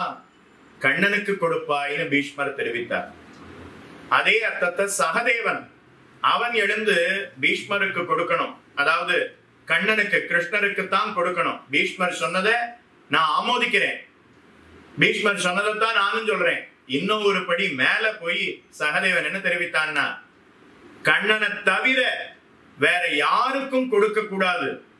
அப்படி யாருக்காவது கொடுக்கணும் நினைச்சா யார நினைக்கிறீளோ அவளுடைய தலையில என்னுடைய இடது காலை தூக்கி வைப்பேன் அப்படின்னு சொன்னானாம். ஆகாசத்துல இருந்து அப்படியே புஷ்பமாரி பொழிந்தார்கள். கண்ணனுக்கு கொடுக்கணும்னு தானே பீஷ்மர் சொன்னார், அதையே தானே சகதேவனும் தெரிவித்தான்னா. பீஷ்மர் சொல்லும் போது புஷ்பமாரி பொழிந்திருக்கணும், ஆனா அப்படி பொழியல. சகதேவன் சொன்னதுக்கு இன்னும் ஒரு சிறப்பு, ஏன்னா கண்ணனுக்கு கொடுக்கணும்னு பீஷ்மர் தெரிவித்தார், ஆனா சகதேவன் கண்ணனுக்கு மட்டும்தான் தவிர வேற யாருக்கும் கொடுக்க கூடாதுன்னு தெரிவித்தான். அன்வய முகத்துல சொல்லுவது, வத்திரேக முகத்துல சொல்லுவதுன்னு ரெண்டு விதம். அதுல அன்வய முகத்துல சொன்னது பீஷ்மர். அதை காட்டிலும் வத்திரேக முகத்துல சொல்லக்கூடிய அர்த்தத்துல இன்னும் ஒரு திருடம் அப்படிங்கிறது, திட புத்தி, நிச்சய புத்திங்கிறது உண்டாகும். அதுக்காக சகதேவன் தெரிவித்தான். அதனாலதான் புஷ்பமாரி பொழிந்தார்கள். இப்போ கண்ணனுக்கு யுதிஷ்டிரர் அக்ர பூஜையை செய்தார். அதனால கண்ணன் தாழ்ந்தவன், இடையன் அப்படின்னு பார்த்தாரான்னா இல்லை. அதனால அக்ர பூஜைய கண்ணன் ஏற்றுக்கொண்டான் என்பது சரித்திரம். அப்ப யுதிஷ்டிரர் அவர் ஜன்ம உத்கர்ஷத்தையும் அபகர்ஷத்தையும் நன்றாக அறிந்து வைத்திருக்கிறார். ரங்கநாதன் திருப்பானாழ்வார் வந்தாதான் உம்முடைய கைங்கரியத்தை ஏற்றுக்கொள்வேன்னு லோகசாரங்க முனிவரிடத்துல தெரிவித்தான். அதே போல ஸ்ரீனிவாச பெருமாளுக்கு குறும்பருத்த நம்பி அப்படின்னு ஒருத்தர் மண் புஷ்பத்தை கொடுத்தார். தொண்டைமான் அப்படிங்கிறவன் தங்கத்தால தாமரைய கொடுத்தான். அதை ஏற்றுக்கொள்ளல. மண்ணால பண்ணின புஷ்பத்தை தான் ஸ்ரீனிவாச பெருமாள் ஏற்றுக்கொண்டார். ஏன்னா அவன் தங்கத்தால கொடுத்தாலும் நான் கொடுத்திருக்கேன், தங்கத்தால கொடுத்திருக்கிறேங்கிற அகங்காரத்தோட கொடுத்தான். அதை ஏற்றுக்கொள்ளவில்லை. ஆனா குறும்பருத்த நம்பி பணம் கிடையாது, பணங்காசு கிடையாது, ஆனா மண்ணால பண்ணின ஒரு புஷ்பத்தை செய்து திருவேங்கடமுடையான் திருவடிகளே சரணம் அப்படின்னு பக்தியோட அகங்காரம் இல்லாமல் கொடுத்தான். அதை ஸ்ரீனிவாச பெருமாள் உகந்து ஏற்றுக்கொண்டார். ஸ்ரீனிவாச பெருமாள் ஜென்மத்துல உத்கர்ஷம் எது, ஜென்மத்துல அபகர்ஷம் எதுங்கிறத நன்றாக அறிந்து வைத்திருக்கிறார். ரங்கநாதன் ஜென்மத்துல உத்கர்ஷம் எது, அபகர்ஷம் எது என்பதை நன்றாக அறிந்து வைத்திருக்கிறான். காஞ்சி தேவ பெருமாள் அந்தணர் அல்லாதவரான திருக்கச்சி நம்பிகள் செய்யக்கூடிய ஆலவட்ட கைங்கரியத்தை தான் உகந்து ஏற்றுக்கொண்டான். அவரும் ஜென்மத்துல உத்கர்ஷம் எது, அபகர்ஷம் எது என்பதை நன்றாக அறிந்து வைத்திருக்கிறார். ராமன் ஜென்ம உத்கர்ஷ அபகர்ஷங்களை அறிந்து வைத்திருக்கிறான். யுதிஷ்டிரன் ஜென்ம உத்கர்ஷ அபகர்ஷங்களை அறிந்து விதுரருக்கு பிரம்மமேத சம்ஸ்காரத்தை செய்தான். பெரிய நம்பிகள் அவர் ஜென்ம உத்கர்ஷ அபகர்ஷங்களை அறிந்து வைத்து மாரநேரி நம்பிக்கு தானே பிரம்மமேத சம்ஸ்காரத்தை செய்தார். ராமானுஜர் ஜென்ம உத்கர்ஷ அபகர்ஷங்களை அறிந்து பிள்ளை உறங்காவில்லி தாசருடைய கையை பிடித்துக் கொண்டு நீராடின பிற்பாடு மடத்துக்கு எழுந்தருடுவர். நம்பிள்ளை ஜென்ம உத்கர்ஷ அபகர்ஷங்களை நன்றாக அறிந்து வைத்து பிள்ளை ஏறு திருவுடைய தாசர் கையால அவர் பிரசாத ஸ்வீகாரம் செய்து கொண்டார். நடுவில் திருவீதி பிள்ளை பட்டர் ஜென்ம உத்கர்ஷ அபகர்ஷங்களை அறிந்து கொண்டு பிள்ளை வானமாமலை தாசருடைய சஞ்சரணத்தாலே கிரகப்பிரவேசம் ஆயிற்று அப்படின்னு தெரிந்தார். இன்னும் சொல்லணும்னா சொல்லிண்டே போலாம். அது ஒரு பெரிய சூர்ணிகை. அதுல ஓரளவுக்கு அவகாசத்துக்கு ஏற்றவாறு இரண்டு வார்த்தைகளை தெரிவித்தேன். அதனால அவர்கள் எப்படி ஜென்ம உத்கர்ஷ அபகர்ஷங்களை அறிந்து வைத்த நாமும் அதே போல அறிந்து கொள்வோம். ஒருத்தனுக்கு ஏற்றம்ங்கிறது வைஷ்ணவ ஜென்மாவினால ஏற்றம். அது அந்தண ஜென்மாவினாலேயோ அல்லாதபடியினாலேயோ உண்டாவது கிடையாது. அந்தணனாக இருந்தாலும் சரி, அந்தணன் அல்லாதவனாக இருந்தாலும் சரி, வைஷ்ணவனாக இருந்தால் ஞானத்தோட பக்தியோட வைராக்கியத்தோட இருந்தால் அவனே சிறந்தவன் என்பதை இதன் மூலமாக நாமும் தெரிந்து கொள்வோம். இந்த அர்த்தங்களை எல்லாம் அடியனுக்கு எடுத்துரைத்த ஸ்ரீமத் வேதமார்க்க பிரதிஷ்டாபனாச்சாரி உபய வேதாந்தாச்சாரியரான காளியூர் தேவராஜன் சுவாமி என்ன, வேளுக்குடி கிருஷ்ணன் சுவாமி என்ன, அந்த இரண்டு சுவாமிகளுக்கும் அடியனுடைய கிருதஜதையை தெரிவித்துக் கொண்டு அடியனை இங்க சொல்லணும் அப்படின்னு நியமித்த பெங்களூர் ஸ்ரீ உவே கரியமாணிக்கம் ராமானுஜம் சுவாமி அவருடைய சதாபிஷேக உற்சவம், அதை முன்னிட்டு கொண்டு இந்த சத் சங்கத்தை தானும் ஏற்பாடு செய்திருக்கிறார். சதர்த்த சங்கிரகத்தை தானும் ஏற்பாடு செய்திருக்கிறார். அவருக்கு அடியன் பேர்ல அதீத அன்பு. அடியவங்கள் எப்ப பெங்களூர் வந்தாலும் அவருடைய திருமாளிகையில தான் தங்குவோம். அவருடைய திருமாளிகையில தான் பிரசாத ஸ்வீகாரம் பகவானுக்கு கண்ட்ரோல பண்ணி பிரசாத ஸ்வீகாரத்தை செய்வோம். அதனால அவருக்கும் அவருடைய தேவிகள் என்ன, அவருடைய குமாரர் என்ன, அவருடைய குடும்பத்தார் என்ன, அனைவருக்கும் செங்கண் திருமுகத்து செல்வ திருமாலால் எங்கும் திருவருள் பெற்று இன்புறவர் என்று தெரிவித்துக் கொண்டு அடியனுடைய வார்த்தையை கேட்ட உங்கள் அனைவருக்கும் தெரிவித்துக் கொள்கிறேன். ஞானம் உண்டாக வேணும், பக்தி வளர வேண்டும், வைராக்கியம் மேல மேல வளர வேணும்னு தெரிவித்துக் கொண்டு இன்றைய தினம் தென்திருப்பேரை மகர நெடுங்குழைக்காதனுக்கு தீர்த்தவாரி நடைபெறக்கூடிய தினம்.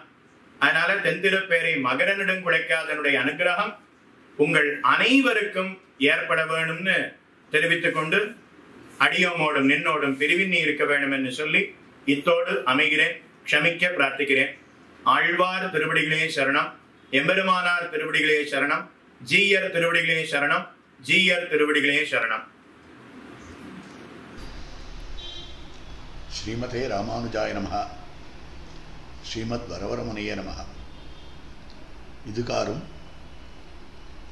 ஸ்ரீ ஊவே தென்திருப்பேரை அரவிந்தலோசனன் சுவாமியினுடைய தெளிவான அனைவருக்கும் புரியக்கூடிய விதத்திலே பல சரித்திரங்களை தன் அகத்திலே அடக்கி கொண்டிருக்கக்கூடியதான ஒரு விலட்சண உபன்யாசத்தை கேட்டிருக்கும்படியான பாக்கியத்தை பெற்றோம். தொடக்கத்திலேயே சுவாமி ஜன்ம உத்கர்ஷம்னா என்ன, ஜன்ம அபகர்ஷம்னா என்ன, இந்த தலைப்பை எப்படி பிரித்து கொள்ள வேண்டும் என்பது முதற்கொண்டு அற்புதமாக காட்டி கொடுத்திருக்கிற விஷயம். இந்த தலைப்பு எதிலிருந்து எடுக்கப்பட்டது என்பதையும் கூட சுவாமி ஸ்பஷ்டமாக காட்டிவிட்டார். ஆச்சாரிய ஹிருதய கிரந்தம், ஆழ்வாருடைய திருவுள்ளத்தை வெளியிடக்கூடியதான விலட்சண கிரந்தம் தான் ஆச்சாரிய ஹிருதயம். அந்த கிரந்தத்தில் ஆழ்வார் சதுர்த்த வர்ணத்திலே அவதரித்தாரே, இவருடைய கிரந்தத்தை நாம் எப்படி ஏற்றுக்கொள்ளுவது என்று சில பேர் ஆட்சேபிக்க, அந்த ஆட்சேபத்துக்கு சமாதானம் காட்டும்படியான விதத்திலே யார் ஜென்மத்தினுடைய உத்கர்ஷத்தை சொல்லலாம், யார் ஜென்மத்தினுடைய அபகர்ஷத்தை சொல்லலாம், யாருக்கு ஜென்மத்தினுடைய உத்கர்ஷ அபகர்ஷங்கள் தெரியும் என்பதை காட்டுவதற்காக பல சரித்திரங்களை காட்டியிருக்கிறார். அதாவது கிட்டத்தட்ட 8 வாக்கியங்கள் தொடர்ந்து அமைந்திருக்கின்றன. ஓரொன்றிலும் 3 விஷயங்கள் காட்டியிருக்கிறது. ஒரே ஒன்றில் மாத்திரம் 2 விஷயம் காட்டப்பட்டிருக்கிறது. அப்படி பல ஐதிஹ்யங்களும் பல திருவாக்குகளுமாக அமைந்திருக்கக்கூடிய அற்புதமான சூத்திரம் அது. அந்த சூத்திரத்தில் அறிவார்க்கிறே ஜென்மோத்கர்ஷ அபகர்ஷங்கள் தெரிவது. இந்த சரித்திரமெல்லாம் ஆர் தெரிஞ்சிருக்காளோ அவளுக்குத்தான் இன்ன ஜென்மம் வசந்தது, இன்ன ஜென்மம் தாழ்ந்தது என்பதை சொல்லலாம்னு காட்டியிருக்கிறார். அதில் பல ஐதிஹ்யங்கள் காட்டப்பட்டிருக்கின்றன, பல புராண சரித்திரங்கள் காட்டப்பட்டிருக்கின்றன. அது பல அமைந்திருக்கிறது. அவற்றிலே சிலவற்றை அவகாசானுகுணமாக சுவாமி ஸ்பஷ்டமாக காட்டினார். முதல்ல தெரிவித்த வார்த்தை அற்புதமாக பகவத் சாஸ்திரத்து திருவாக்கிலே எம்பெருமான் தானே அனுகிரகித்தருளி இருக்கக்கூடிய வார்த்தையாக அமைந்திருக்கிறது. முதல்ல சரித்திரமே எப்படி, விஷயமே எப்படி காட்டுறார்னா, மிளேச்சனும் பக்தனானால்னு ஆரம்பிக்கிறது. அப்போ எஸ்மின் மிளேச்சேபி வர்த்ததே, ஒரு மிளேச்சனிடத்துல இதெல்லாம் இருந்தாலும் கூட பக்தி அஷ்டவிதாகியேஷா, 8 விதமான பக்தின்னு காட்டப்பட்டிருக்கிறது. அதைத்தான் சுவாமி விவரித்து காட்டினார். மத் பக்தஜன வாத்சல்யம் பூஜாயாம் ச அனுமோதனம் ஸ்வயம் அபியர்ச்சனம் செய்வா என்று இந்த ஸ்லோகத்தை எடுத்து அற்புதமாக விளக்கினார். அது விளக்கினது ஆச்சரியம் அல்ல, அதுல பூஜாயாம் ச அனுமோதனம், பெருமானுக்கு திருவாராதனை நடைபெறுகிறதுன்னா அத்தனை சந்தோஷமா இருக்கணும், அதை நினைத்து நினைத்து மருக வேண்டும் அப்படின்ற விஷயத்தை காட்டுகிற போது இன்றைய தினம் தீர்த்தவாரி உற்சவம் கண்டருளுகிறார் தென்திருப்பேரை எம்பெருமான். அவருடைய தீர்த்தவாரி உற்சவத்தினுடைய வைகரியம் நம்மெல்லாம் நேரே காணலாம்படியாக அப்படி வர்ணித்து காட்டியிருக்கக்கூடிய விஷயம். இப்படியே தான் பல சரித்திரங்கள் நேரே நடக்கிறார் போலே சுவாமி அபிநயித்து காட்டியிருக்கும்படியாக அமைந்திருக்கிற அற்புதமான உபன்யாசத்தை நாம கேட்டுக்கொண்டிருக்கும்படியான விஷயம். இதுல ஒரு விஷயமாக சுவாமி காட்டினது, முதல்ல என்ன காட்டியிருக்கிறார்னால், ஏற்கனவே விண்ணப்பம் பண்ணினேன் மத்பக்த ஜன வாத்சல்யம் இத்தியாதியான விஷயங்கள். அதற்கடுத்தபடியாக அற்புதமாக தான் காட்டியிருக்கக்கூடிய விஷயம் தெரிவிக்கிறார்.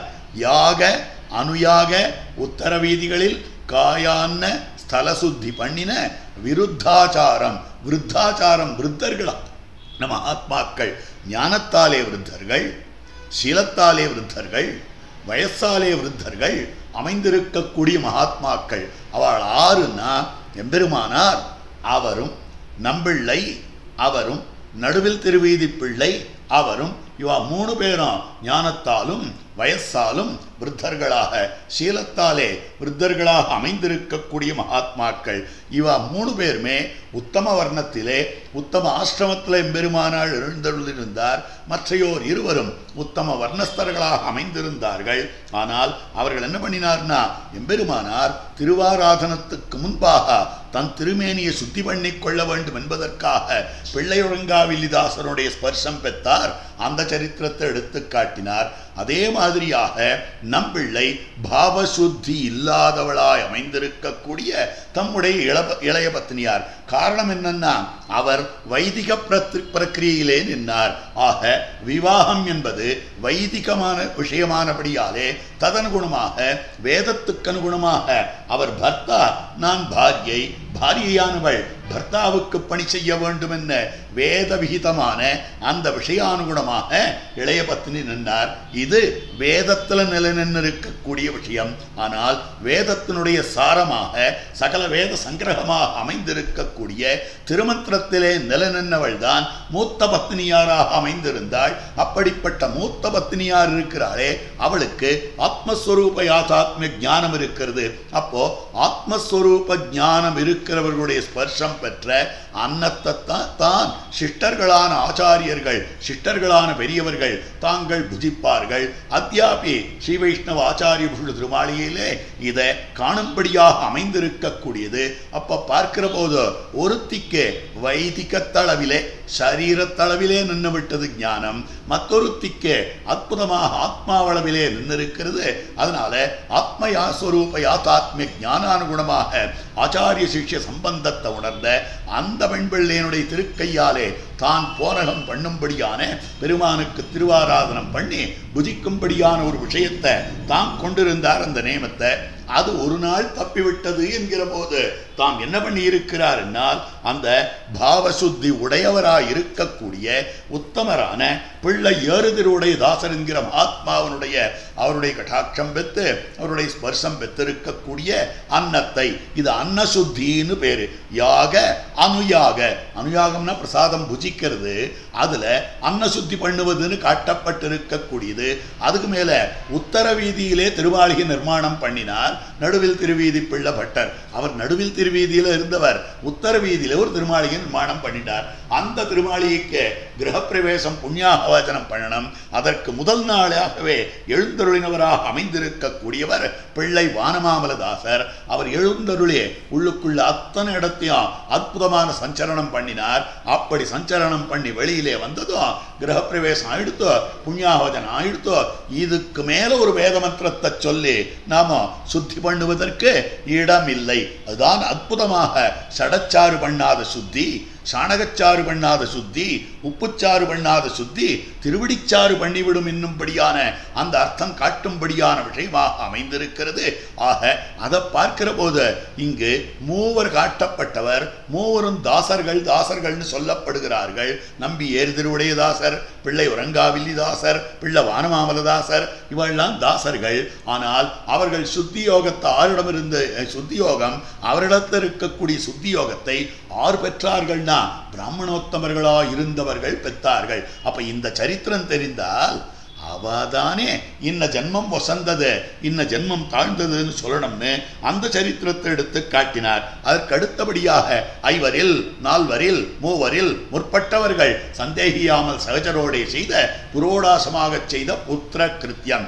ஐவரில் முற்பட்ட தர்மபுத்திரர், நால்வரில் முற்பட்ட சக்கரவர்த்தி திருமணார், மூவரில் முற்பட்டவராய் இருக்கக்கூடிய யுதிஷ்டிரர், ஆக ஐவரில் முற்பட்டவராய் இருக்கக்கூடிய தர்மபுத்திரராய் இருக்கக்கூடியவர், நால்வரில் முற்பட்டவர், மூவரில் முற்பட்டவர் பெரிய நம்பிகள், க்ஷமிக்கணும் பெரிய நம்பிகள்.